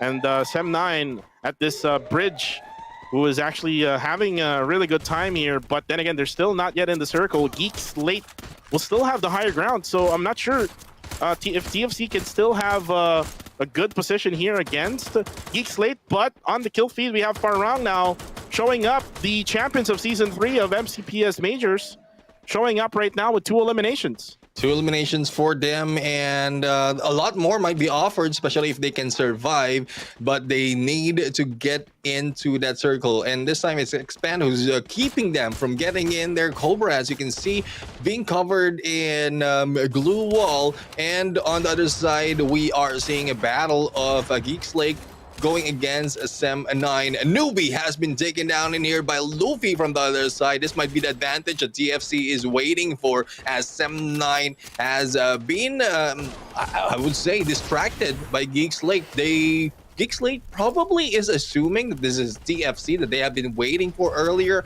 but being stuck in between teams is not looking good for this team from Malaysia. Yeah, definitely for Sem9, but for the meantime, it's going to be Farang versus Expand. Expand now down for the count here with 2 more members left. It's Cobra and Roy, who's trying to survive right at this very building. And Farang now pushing in onto Team Expand. And right now it's going to be out in the open. No more glue walls. Who will save Expand? But then again, the turnaround here. Faiz will be the only member left for Farang and Expand, sustaining all of those members of Farang. Oh my goodness. X-Roy is still the X-Roy that we've seen. Together with Cobra right now, provides him a lot of firepower, especially in close quarter. Now, let's see if they will be able to reach, I would say, good placement for them. Even with the 2 players, if in case Farang will not provide any info to the rest of the team or the other teams in here of the location of Expand, they can do so. But imagine, the circle is very small already, but we still have 9 teams remaining, and pretty much most of them only have 1 or 2 players in their team, similar to what we're seeing from Geek Slate. TFC right now being hit and Jump 9 taken out. I think Luffy's the only one remaining right here, and who's on the way? It is Ilustrados Huegos from above.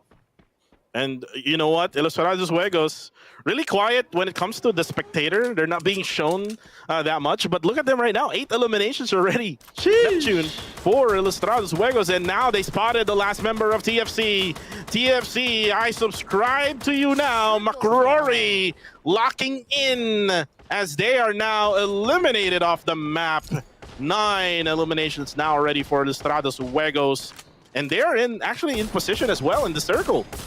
Yeah, I mean, they have a good position. They have good coverage as well. No one from either side that can challenge them, especially as they are still a complete squad. Geek Slate on the other side of that bridge might not be a threat for them, but we'll have to find out who will be challenging them. We have a Freedom MY in here who has a good position, but I think it's out in the open, especially for those who have good view access from that far side, and then Expand on the right side as well. So we'll have to see. Hopefully Freedom will be able to get a good advantage at this point as they are targeting tactical intakes.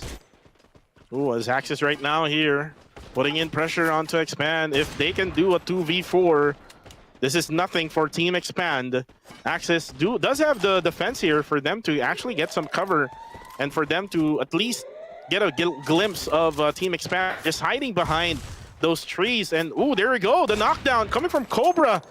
Just locking in, just littering his way through, knocking down Ashura, but again, the revive will be there right away. Cobra is stuck at that tree, and again, that's the thing that you don't really want to happen if you were on the side of Team Expand, as now Todak has been eliminated together with Expand at 7. Yeah, and we are now left with 6 teams remaining, and the Stratos Juegos is very, very close against a TFC. Now let's see if, or no, it's Freedom MY. Now let's see what the push they will be doing right now. 2 has been taken down already. Oh. There goes the final guy, and Fuel right now giving that hail salute. And Freedom MY has been taken down not only by Ilustrados Juegos, but with the help of tactical intakes on the other side. 11 on the eliminations already for this team of Ilustrados Juegos, but they have a challenge, which is Axis Esports, who's also a full squad at this point. But Geekslate will be taken out on number 5. There goes the spray coming from IJ on the left-hand side, and Axis is stuck together with tactical intakes on the other side of this road. And right now, Axis, I think they're in trouble here, Neptune. They're actually kind of like sandwiched between the two. The focus right now is on Axis. Oh, there you go! McRory knocks down 2, and another nade coming from McRory, just bombing Team Axis Esports, and Shanks just finishing off the rest. And Vegeta right now will be the last member for Team Axis, and the Shanks just destroying the glue walls right now. The ice walls coming from Team Axis Esports, but then again, Neptune, you have to also check the other side, which is going to be tactical intakes, and there you go. The Shanks just obliterated that last member of Axis Esports, and now we're down to 2.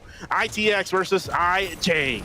Yep, we have Ilustrados Juegos right now in a 3v3 situation. Make that 3v2 as Tactical Index has lost 1 already. Make that 2. And there we have it. Ilustrados Juegos taking another booyah. There's no illustration for these games. It's just Ilustrados Juegos.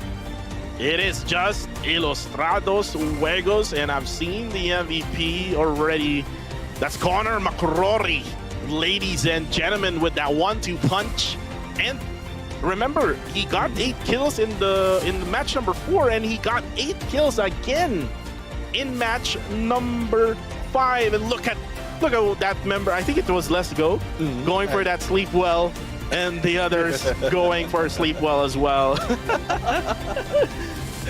Well, I love what Ilustrados Juegos is showing right now. I mean, it's about time that this team, especially the familiar names, you mentioned about McRory, Forbids, Let's Go, and Viewer and Shanks, who really show up in these matches, because I would say they have been sleeping in some of the seasons of MCPS. So this is a chance for them to really wake up the spirits of other teams who just haven't given them their all just yet.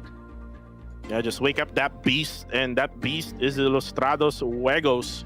2 consecutive booyahs, by the way, Neptune, First ever for this Filipino squad. And they were really quiet when it comes to us being shown Ilustrados Juegos until then at the end. That we just saw that they had already 8 eliminations, and then they just added more by eliminating TFC, and then they eliminated Freedom MY, and then the next was Axis Esports, and then the last one was Tactical Intex, the number 1 team in the qualifiers for the MCPS. And you can see the nades coming from McRory. Man, two man down with 1. It's like 2-in-1 coffee, Yeah, I mean, the nade master is back. We have McRory right here, and from Ilustrados Juegos, and I'm really happy on what these teams are showing so far. Not to push out other teams who are playing in here. It's just so visible that some of the teams have been consistent. Not only that, though they're only playing a few games, they are in there giving them all. One thing is, from the start, we have AB Radicals, Expand, as well as NC. Now this time it's Ilustrados Juegos who's showing up in this game. So we have 4 teams highlighted already in just day number 1. And what more might be happening if in case the other teams can study the gameplay, understand how to counter this 4 teams, and then bring them down later on. And that's one big hope for the teams out there who just need to catch up a little bit more in terms of points. Well, right now, Neptune, we're down to the last map of the day. It is Which actually the random map. So who knows? Who knows what the last map is? It's only our prod team. Yeah, because they definitely. I mean, they don't know as well, because it's gonna be random. Yeah. So altogether, we would know what will be the last map. I'm kind of interested on getting another Next Terra map. How about you, Neptune? What map would you like to have in the last map? It's either Alpine or Nextera because like they are not being featured that much on the previous season. So because of how new they are, but this time, I mean, getting used to this map really is like to show what other teams can offer if surprise comes by surprise. And when I say surprise, it's a randomizer that we have for map number 6. So hopefully it is Nextera. I'm crossing both my fingers and my toes right now. Only I don't get cramps. But either ways, I like to see a Nextera map as well. Well, Nextera map is our pick. How about you guys on the live comment section? You can actually spam whatever map you would love to have in the final game of this day. Will it be Bermuda? Will it be Alpine? Will it be Purgatory? Or will it be Nextera? So those are the choices that you will actually, or that we will have to wait for in the final map of this day. And let's talk about Ilustrados Juegos, man. They've been getting double-digit kill counts in the past 2 games already. Will they still have that energy, Neptune? That's gonna be the question for you. Will they still have that energy for the last map?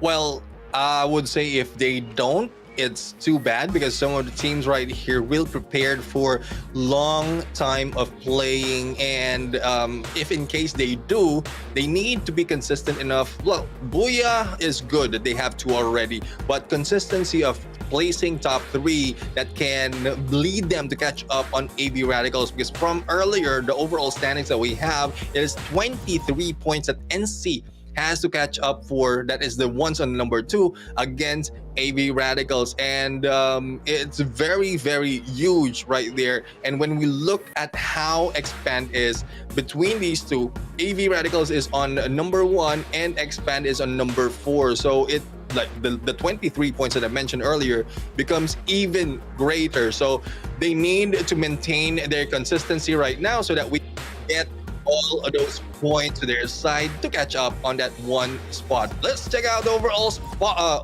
stats this time after that game.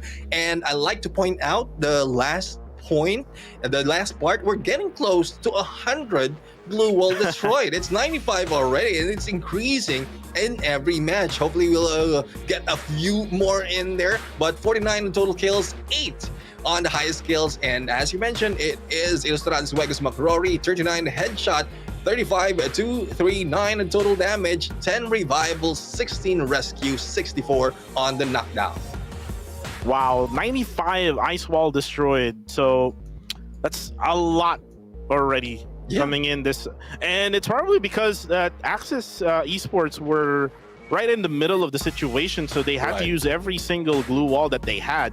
And then the last member was right at the edge of that microwave in that zone. And every single glue walls or ice walls were for use in that game. So let's see if it's going to be the same thing for the next map. But for the meantime, let's take a look at the MVP player of this game. It's got to be, again, McRory, getting 2 already for today. 8 kills, 3,953 damage total with 20% on target. And probably the highlight of the day would probably be that one single nade onto 2 players of Axis Esports. Yeah, I mean, one thing I would say is I think if no one shot at them, they will still be eliminated just because of the nades out there that has been thrown, not just by McRory, but the rest of Ilustrados Juegos. Because even as I think it was Shanks who rushed in, we still saw a glimpse of one of the nade going towards that fence. So again, McRory is the guy that really showed us nade launchers. This time nade kills. So a lot more can be shown in spectacular manner by this team and this MVP. But let's check out the team MVP in a bit. There's no surprise. The one who took a lot of kills as well as the Booyah will be our team MVP. But let's see on this next slide. And there you have it, Ilustrados Juegos. Ilustrados Juegos, the team MVP for this match. And you can see how good they are with 31 match point, not really beating whatever record that they had on the previous match before this. 19 kills total with 10,170 damage, 19 total assists. I love how when McCrory or Let's Go able to actually get those knockups, Shanks actually goes in right away. Yeah. I love that synergy coming from this team from the Philippines here. Los Stratos Juegos just showing how to play Free Fire so good at this very stage. And let's see if they can still be consistent with having this last match. Why not go for that triple? Yeah, why not go for the triple? And I like to say that I really love the gameplay that you mentioned, you pointed out as well. This ensures that they get the elimination as well, because at some point for some of the openings, some of the stages of the circle, if you knock down a one and leave that be, it can be stolen by other teams. So they just want to get the points and catch up on that number one spot. But let's check out the number one spot in this match, as well as all the spot in this game, as we see Ilustrados Juegos with that booyah and 31 total points. Tactical Intex this time trying to get back on play with 14 points. Axis Esports right now with 11 points, and Farang with 10, the same as Toda. Geek Slate and number 6 with 9 points. On the 7th place is 7 points with Freedom MY. Expand right now pushed to number 8 with 6 points. Sem9 and TFC Esports 300 points, 9th and 10th on the placement, and Nova as well as Tok Dalang in there on 11th and 12th with 1 point each. And this really pushes some of the teams down, and like they are still they might still be on the right side of the overall, Cuckoo. Yeah, definitely. Expand. The most surprising thing for this match is Expand, who only got 6 total points for this Bermuda match. They got their booyah already in the very first Bermuda map for today. But let's see the overall standings after that match. It is now close. Look at that, Neptune. AV Radicals only with 3 points lead here against Ilustrados Juegos. So if the Ilustrados Juegos gets a really good score in that very last map, then they will be ranked number 1 after this. 73 total for Ilustrados Juegos. JPTNC with 54, 48 for Expand. Project X Gaming 44, 28 for Todak. Quick Reactions with 27 together with Axis Esports. Tactical Intex with 24, same as Sem9. Farang with 23. Pando EWG with 22, same as Geek Slate. Freedom MY with 19, 18 for Mab Esports. Tok Dalang with 16. Nova with only 12 points. And TFC Esports only with 11 points. And like what I mentioned, Neptune, my point is, if Ilustrados Juegos will have a really good game in the very last map, which is a random map, then they will be number 1 after that. Yeah, I mean, it's not far that they can do that, because so far they have 1 more, and imagine catching up to AV Radicals after 3 games is not an easy feat. So Ilustrados Juegos really proved that it's, even if you start late in the game, you can catch up with those in number 1, and AV Radicals and the rest of those in Group A can't do anything about this, because for today they will not be playing any more games, and they just have to wait for the next game day. Well, let's see if they're gonna have to wait for the next. For now, what's more important is the one at hand, the one in front of them, which is the random map. I'm so excited on how they will actually try to pick on the very last map, but we're gonna see that for later on. For now, let's go back here to the casters at desk. We have here Cuckoo TV Gaming together with Neptune, the Gentleman Gaming here on my left side. And guys, to the viewers watching out there, if you have your maps all set on the live comment section, I know that you have your own favorite maps. How about you, Neptune? I've asked you before, like, which map would you love to pick by that randomizer? But do you have any favorite map in Free Fire? I would say it's the OG map, Bermuda, because not only that is like it's easy to navigate because everyone else knows about it, but because everyone else knows about it, it's easy for you to be spotted as well, to be camped out, and also taken down. So at some point, familiarity of the maps is a double-edged sword, and it's just up to you and how you can adjust it. So thus, Bermuda is my favorite. Well, Bermuda is your favorite. I'm kind of missing Kalahari. I'm kind of like liking that map. But again, we do have the newest map, which is Next Terra, which is actually our pick for the random map. But we do have now the map selected by the randomizer. It is going to be. Let's see. Drum roll, please. It's gonna be Alpine. Alpine is the map, and we've seen the Malaysians actually playing well in this map, where we actually saw JPT-NC, who got the booyah in this map previously. Yeah, I mean, I really love to see more of how they can utilize the Alpine map. This is somewhat new, I would say, into the game. And for those who are not familiar, who didn't get themselves familiar in this map, it will be very, very difficult. Not only that, Next Terra is another thing, but this time we're given 2 maps of Bermuda based on the default, and then due to the randomizer, Alpine will also be played twice. So hopefully those who have understand Alpine will be able to utilize that knowledge and give their all in this map. Though TFC, I mean, I like to see them a little bit more in here, but it's not showing, especially from the previous. Well, let's see. Alpine, a place where the Malaysians already got their booyah. But again, the momentum is on the side of Ilustrados Juegos right now, who actually got a total of 66 points in just 2 maps, Neptune. 35 in match number 4, 31 in match number 5. So that's a lot of points onto the side of Ilustrados Juegos. And the thing is with Ilustrados Juegos, once they get that momentum, they're not backing down. They're gonna try to finish the day with a high energy, with a high kill count, and that's what they've been doing for the past 2 games. And let's see if they can continue on. The thing that I want to actually, or the team that I want to actually step up for this game from Group B, which is going to be Farang.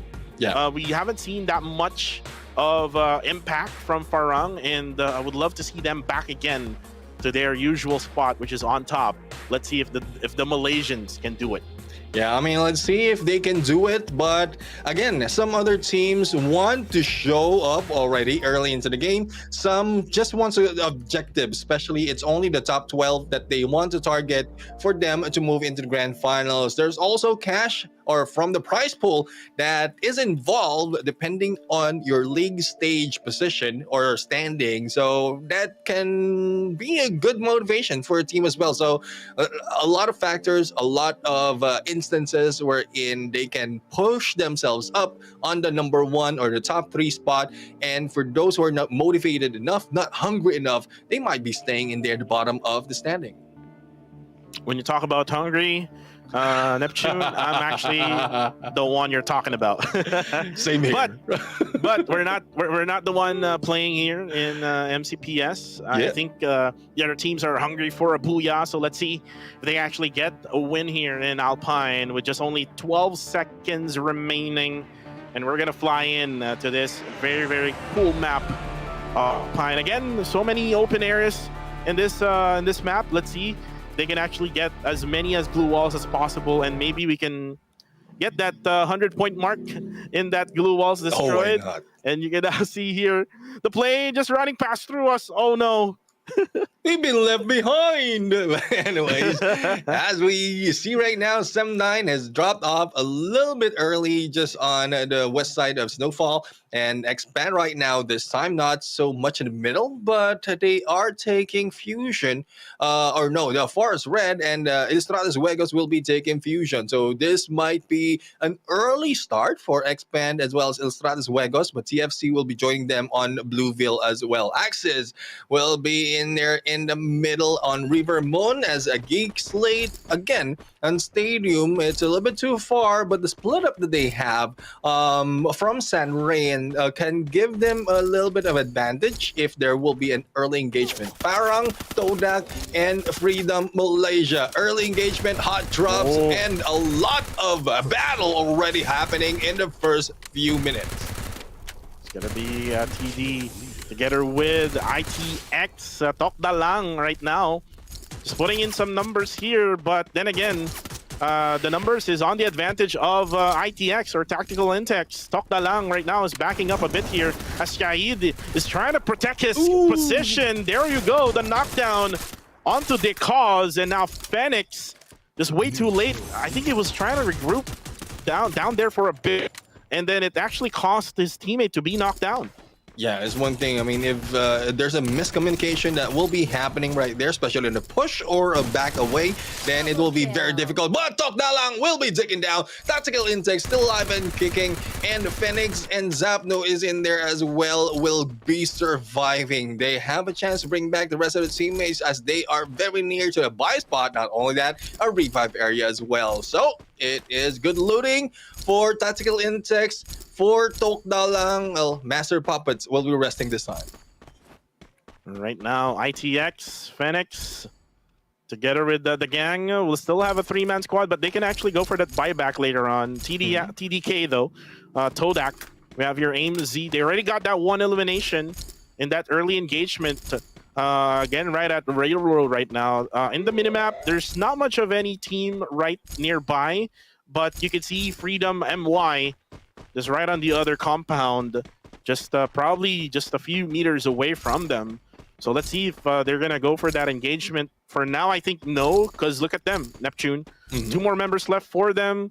It's best for them to just collect some loots for now and just try to fight another day. Exactly. I mean, live and fight another day, or, well, not really another day, but another instance for today, because this is the last match for today.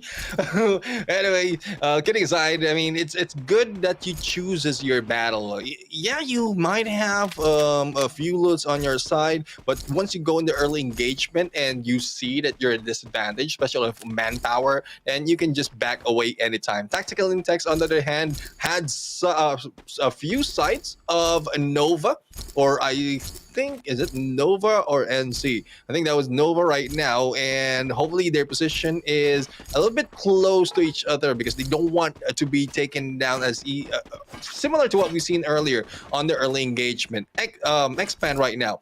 0 eliminations as yet. They are just chilling like a villain on those high ground, and Snowfall is just being waited by a Sem9 right here. No engagement happening regardless of how far they are in the middle of the circle.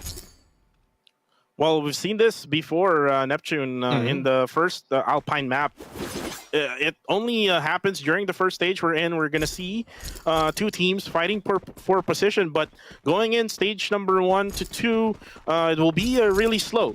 Yeah. Because there will be some teams that are really far away from each other, and you can see that right at this very moment. IJ, or Ilustrados Juegos from the Philippines right now, the top number 2 in the overall. Let's see if they can actually get to number 1. As you can see that there's still 11 teams remaining, so they still have a chance. And the reason why I'm saying this is because if you're eliminated at 11, you get no points, right? Yeah, no placement unless you get a few kills. But like, how much more can you get in kills if you will be eliminated early? So we'll have it to see on to how much. And I think TFC might be in trouble right now. One has been spotted already flying around. Once you have 3 more who is moving in, and I think Kaizo just hit a tree right there and stop his trajectory. But I think they have been targeted either by Axis or another team on the other side. Now axis right now will be pulling back a little bit as Ashura is taking the lead on the rotation. 1-3 split for this time, and Todak and Freedom MY getting too close to each other. Hopefully, this will not happen. This battle will not be happening. Otherwise, Todak is at a disadvantage. Not so much of a cover compared to Freedom MY. And let's see right now, Freedom MY. They're actually been struggling for today, Neptune. So looks like they're being pressured by the team, which is Todak, Pedro right now trying to run towards team Freedom MY. And look at their formation right now. One player right outside of the circle, one just right at the line itself. And then the others will be right just inside. But looks like their formation will be broken here, as now it's going to be a 3-1 split still, as Razik is still right over there just gatekeeping anyone who would try to come into that circle. Yeah, and speaking of circle, the blue will be closing in on circle, and in a bit we're going to see where the next one will be falling. Garrison has been rotated already, and what can I say to Todak? All I can say is lakad matatag as they slowly walk outside of that blue, but Rin might be spotting them right here, and this might be a start of the battle, but no. Rin has his back turned on Todak, and out in the open, Rin will be the target, and this is the start, the beginning of the battle, and Razik will be taking down. Todak takes advantage. And that's going to be a big miscue coming from Team Freedom MY, and this is how good Todak is right now. As you can see that the utilities are being thrown out. Now Pedro just getting set. Now with the shotgun to the face, he will actually go for the knockdown there onto Rin. Freedom MY now down for the count. Has McCrory, goes for that buyback onto Fur on the feed. Freedom MY all of a sudden, they're inside a circle, but they're having a hard time, Neptune. Why?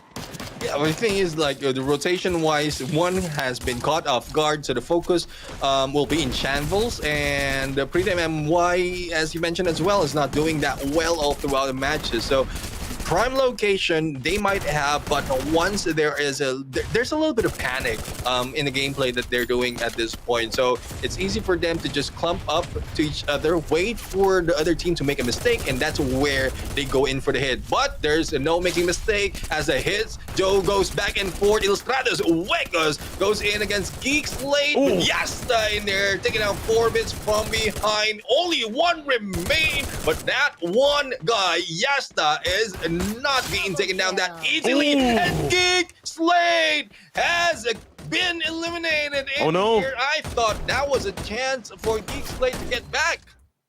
But wait, there's more, Neptune. As jump goes down, that's going to be because of McCrory, and now the regroup will happen here for Team Ilustrados Juegos. But then again, TFC has now pushed in the house where Ilustrados Juegos is actually at. Now down to 2, and now who's left? Who's left for Ilustrados Juegos? I think they were already... Oh no, it's actually McCrory who's just right above of that gasoline station. Is just hiding, just hiding just behind that sign.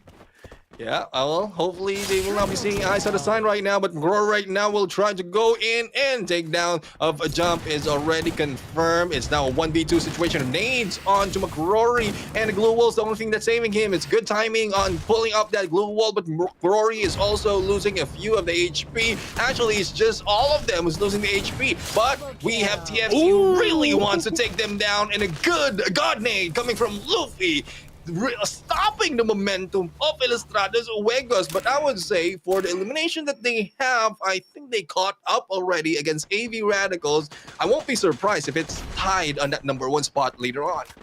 Yeah, most definitely, Neptune. Let's see if they can actually tie things up, or maybe add or be the #1. Most likely they will be #1 after this, but then again, there's still a lot of teams left here as Zen goes down. It's courtesy of Expand, and remember Expand on that Bermuda game. Yeah. They were being pinched one by one until then that they only had 2 more players left. It was Cobra and Roy. This time around, they're all complete. 4 members still left for Team Expand. And again, if you have 4 members or a 4-man strong for Team Expand, definitely you would have to be scared because this team will move as a unit. Yeah, I mean, they need to move as a unit indeed, because you don't want to be left out. One thing that will be a threat for that is if there will be a god nade that will be thrown at you and your defenses will be a little bit slow. And TFC right now is bringing back some of the teammates. Expand is still in the battle on this area, and Nova is being stuck in between glue walls as Expand has a chance to go for the pickup of their 2 members. That is how fast pace the pickup and the knockdowns is happening. And not only that, the blue will also be closing in, but there goes Roy and Cobra for the push, and they will be surviving. The pickup will be done, but they have lost one of their guy. That is the Axel, who can be brought back, but I don't think that is a good option, especially as we are on 3rd phase already. And it's good that right now you can see Todak has the vehicles on hand right now, able to actually go for that rotation quickly compared to the others who are actually on foot. And you can see that Sem9 is already in position right now. We're going to probably see a crash here. Yeah, crash might be happening right now, and well, it is Sem9 Fikri who will be taking down Todak in there. It's, well, you can attempt a crash on to the compound, but the defensive of Sem9 is not something to joke around, as they are now switching from defense to offense, chasing down who have tried to take them out. Todak is running away, AMZ as well as Chill. 5 eliminations though on them, but they have to be chilly, or they need to chill right here and wait for the chance to get to the circle. Right now, Team Expand here, able to still get inside the zone. Axel is actually getting damaged right now. I'm not just sure where it's coming from. Probably from Axis Esports. Right on the mini-map right now, you can see them being so close to Axis, and you can see that the circle has shifted to where TFC and Todak is currently at. So the rotation being done by Todak earlier on, it actually benefited them. But the thing is, some of their members got picked off with that rotation by Sem9. Yeah, I mean, being picked off with the rotation is something that you don't want to happen in your squad. But let's see if TFC will be able to survive this rampage being brought into by Farang at this point. No elimination happening just yet, just a rain of glue wall, and I think this will add up. This might be a chance for us to see 100 on those glue wall destroyed. Adam has been taken down, and it is now left to 1 player from TFC as Farang is still alive and kicking. There goes support elimination for this team, and once the confirmation of the others who's a knockdown is in there, I think that will be 5 already. And on the other side, Todak has been eliminated as well. We're down to 6 teams remaining in this game. Down to 6 teams remaining as the TFC will get annihilated. That's going to be courtesy of Farang. And you can see now that they're going to be pushed by Axis as Neptune, the caster, now the pro player. Expand got eliminated there in the process.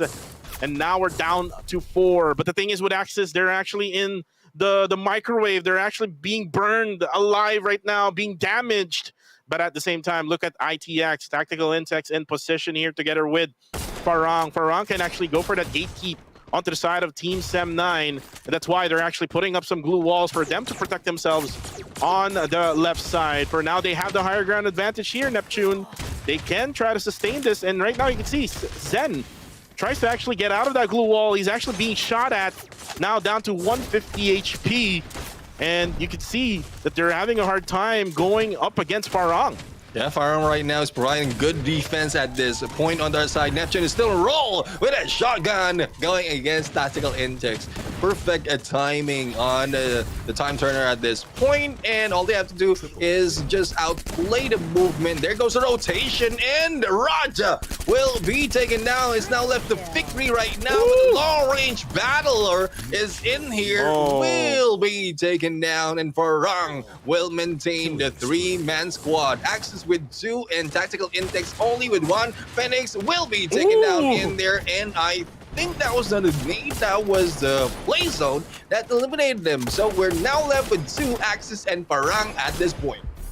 Oh, but the thing is, Axis is now down to only 1 member who is actually up, but the revive is there. Mirul actually will be taken down as well, but Again, Farang will get the booyah for that random map of Alpine. And like what I mentioned, Neptune, I'd love to see Farang get a booyah, and they got a booyah in this game. I mean, all I can say is you're getting a caster's blessing all throughout in this day. So, well, there you have it. Ooh, I mean, I know that guy. I know that guy on purple. That's actually one of the casters as well in Malaysia. His name is Sultan. Yeah, definitely. And he's actually part of Farang. So he's probably supporting this team right now. Probably an analyst or maybe the coach of the team as well.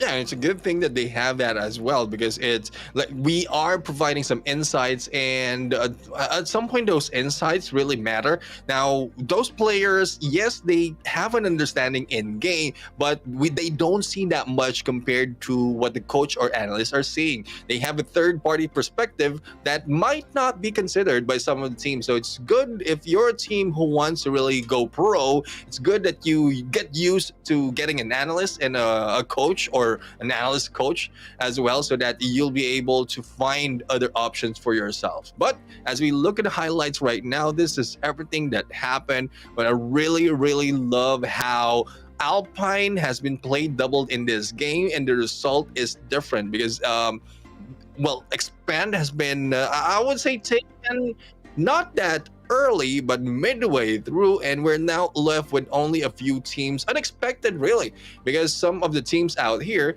are trying to get themselves back up onto that leaderboard. So we are going to end the highlights right now with a booyah being taken by Farang, our champions from season 3, and I love to see how this affected in terms, or how this affects in terms of the points for the match as well as the overall rankings. Well, definitely it will affect a lot, Neptune, because if you remember in the final game, Expand actually got eliminated early there. Yeah. And Farang now going up the rankings due to their booyah. Definitely it will try to even things up a bit when it comes to the rankings, and it will be either AVR will be at second place, and then number 1 would be Ilustrados Juegos at the end of the day, since they're the most consistent teams who played for all throughout the day, Neptune. But then again, you've mentioned that the teams remaining at the last games were the teams who were really struggling at first in the first few maps for today, and it's probably because of maybe fatigue for the others. You can say that because I mean they played already for like 3 or 4 maps, or 4 maps already all throughout of this day, and the others who got eliminated early got a little bit of that a little bit of a few minutes to rest. Since then they're waiting for that next lobby, and Farang, maybe one of them, actually got a really good reset. And I've seen the Discord of Farang together with the players, and also one of the casters from Malaysia, which is Sultan, and actually really good with when it comes to Battle Royale analysis. Definitely Farang really needed that help, really needed that time for them to be able to prepare for this booyah. Yeah, I mean, there's no question that at some point Farang will be getting back up, because as we mentioned earlier, they are the season 3 MCP champions, and they also went into world stage. So for those who are in here, there's still a good chance for you to catch up, because looking at this course, it's really top heavy. If we look in the middle, the adjustment that will be happening, I would say from before the match, from 6 to 13, it's easy to shuffle that based on the result that will be happening right now. And then all you have to do is understand your mistakes and put in a lot more, especially aggressiveness, because passive will only work if the other teams are not making that much point in terms of elimination. But this time, with the revive being happening, it's not that difficult to get a few more points, even or especially if you're not completing or eliminating the team completely on the early engagement. Well, we've seen the final match, Neptune, where it ended up being out in the open, and the esports, who really tried their best to try to get inside that zone. Unfortunately, they got knocked up already while they're actually doing the rotation, it Yeah. was Farang who actually were in position in the circle as well. So again, congratulations to the Booyah of Farang Esports, as you can see them, celebrating with that final win of the day. And again, this is just day number 1 of week number 1 of the MCPS Major Season 5. So it's still too early to say that this team will not, qualify or will qualify. So they will have to be, focused all throughout the weeks to come, because there's going to be a lot of maps left to play. Like tomorrow, we're going to have day number 2, right? Neptune Yep. for tomorrow for the MCPS Major Season 5 for week number 1. And again, for the viewers as well, you're able to actually enjoy the action, and at the same time, there will be some giveaway skins or codes that Garena Free Fire can actually provide to you. But again, earlier, if you're not able to actually get that Pop-Pow t-shirt, I hope that some of your friends was able to actually go for that screenshot of Neptune and I earlier on to get that code plugged into the game. Yeah, a screenshot of the sign of the Poggy. And no, we're not carrying ourselves that we are Poggy, but at least we did the sign. Anyways, let's check out the overall stats right here of that game. Well, I was looking at the Ice Wall Destroyed, not even close to that 95, but it's still high. But going in, total kills of 51, it is me.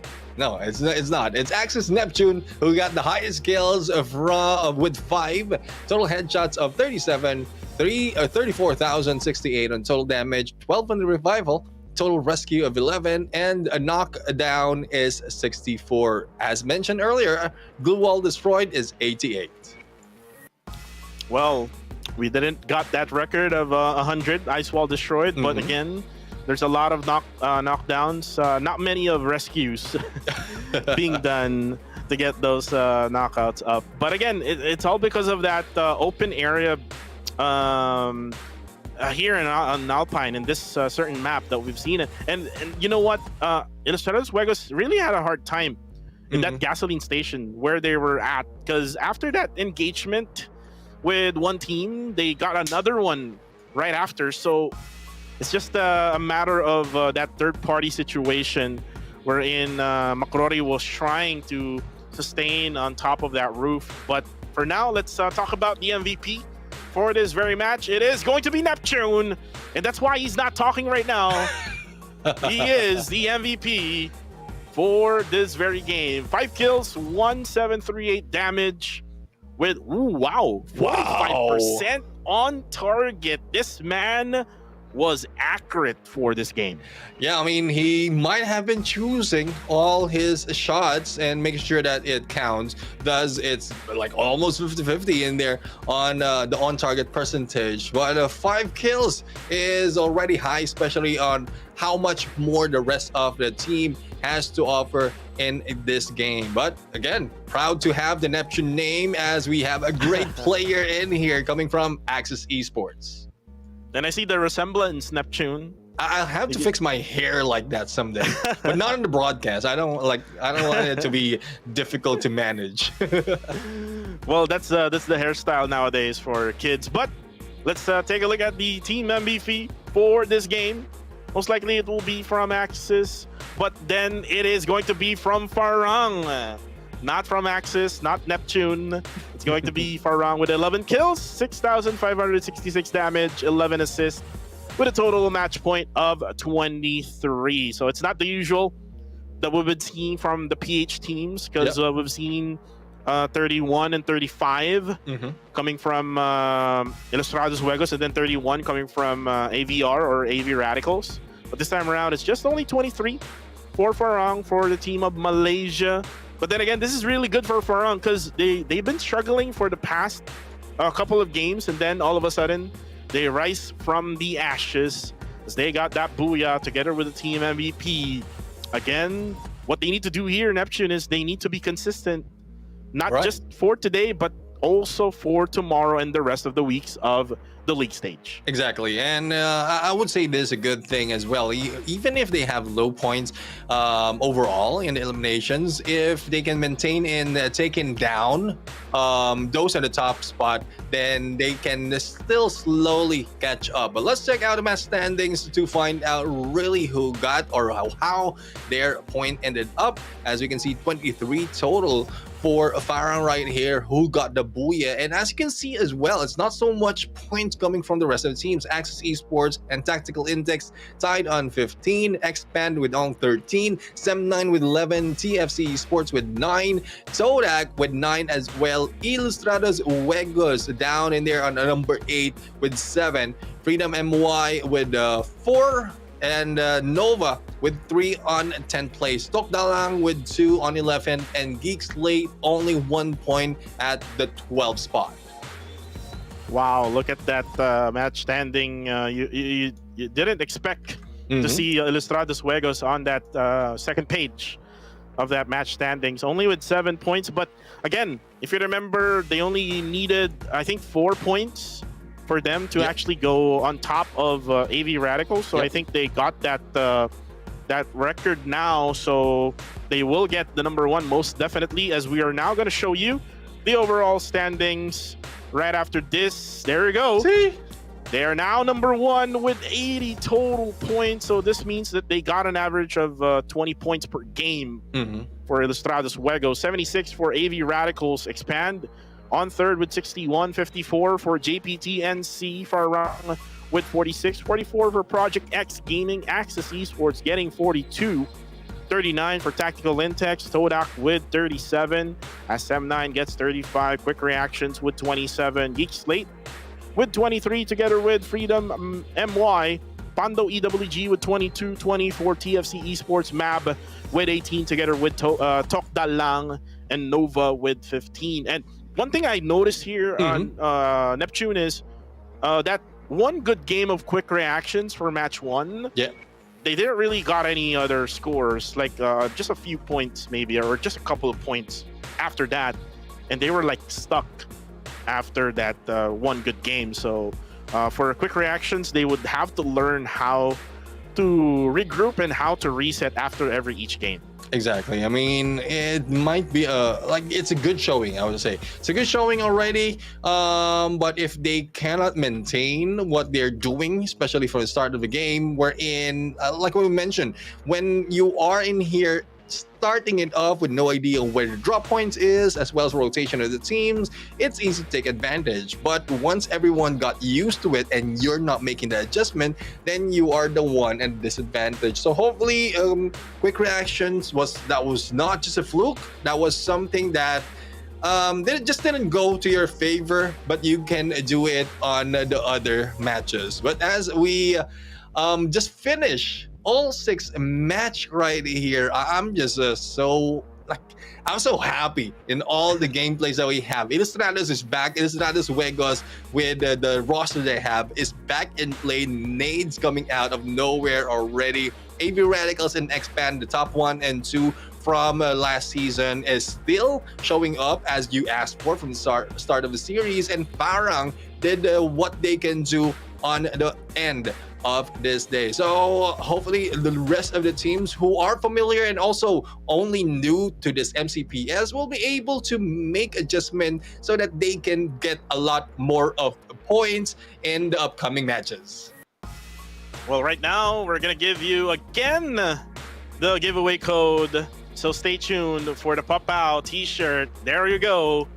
Screenshot this one right now, or just plug it in while we're doing the live stream. MCPS S5 KMJ 7SV for Victor, and that is the giveaway code for the Pop-Pow t-shirt. So wow, look at that t-shirt. Hopefully we can get one like in real life. I like the blue ones. Like I think we're like the same t-shirt right now, Neptune, right? Almost. Almost? Almost. But not quite. Not quite, yeah. Very, very close. It's like the lead of Ilustrados Juegos and AB Radicals. Very, very close. Well, later on, we're going to see what else has to offer or will be offered by these teams right here. But I really, really I love it on what happened. And hopefully, again, the challenge to the other teams, hopefully you can bring back your team up on the top 12 because that is the target for the group stages. Well, right now, the target for the group stage is to be in the top 12. But again, if you're able to actually get better than top 12, you will get more prizes as we go back to that prize pool again. 50K USD in total, but for the league stage, it's only around 12K in total, 1450 USD if you get top number 1. So if we end the league right now, Ilustrados Juegos will get that 1450 USD. So that is if we end it right now. But we're not going to end any league stage. We're still having day number 2 for tomorrow together with the other weeks to come, Neptune. So let's see if they can actually be consistent and stay in their positions. Yeah, I mean, hopefully they can do so. But we are about to end our day at this point. We ended the game with BNC playing against each other. Tomorrow, it is BNC who will be starting the match. Again, I'm really happy to have you here with me. And it's still me and Coco Tubi who will be joining you in the caster's desk by tomorrow. Yeah, most definitely, Neptune. Again, my name is Cuckoo TV together with Neptune, the Gentleman Gaming. Guys, you can check it out. Check us out, Gentleman Gaming PH or at Cuckoo TV Gaming. We're going to see you again tomorrow as we go along with week number 1, day number 2. Guys, we'll see you tomorrow. Good night, everybody. Good day to everyone.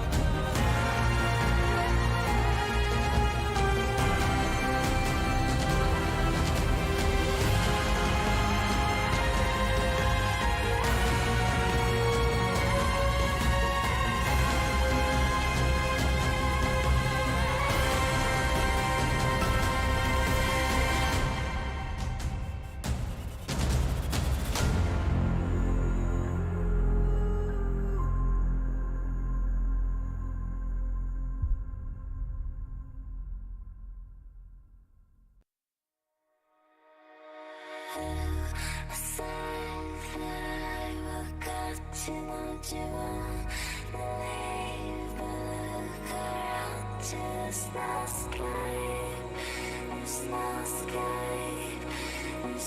sky, and I'm here.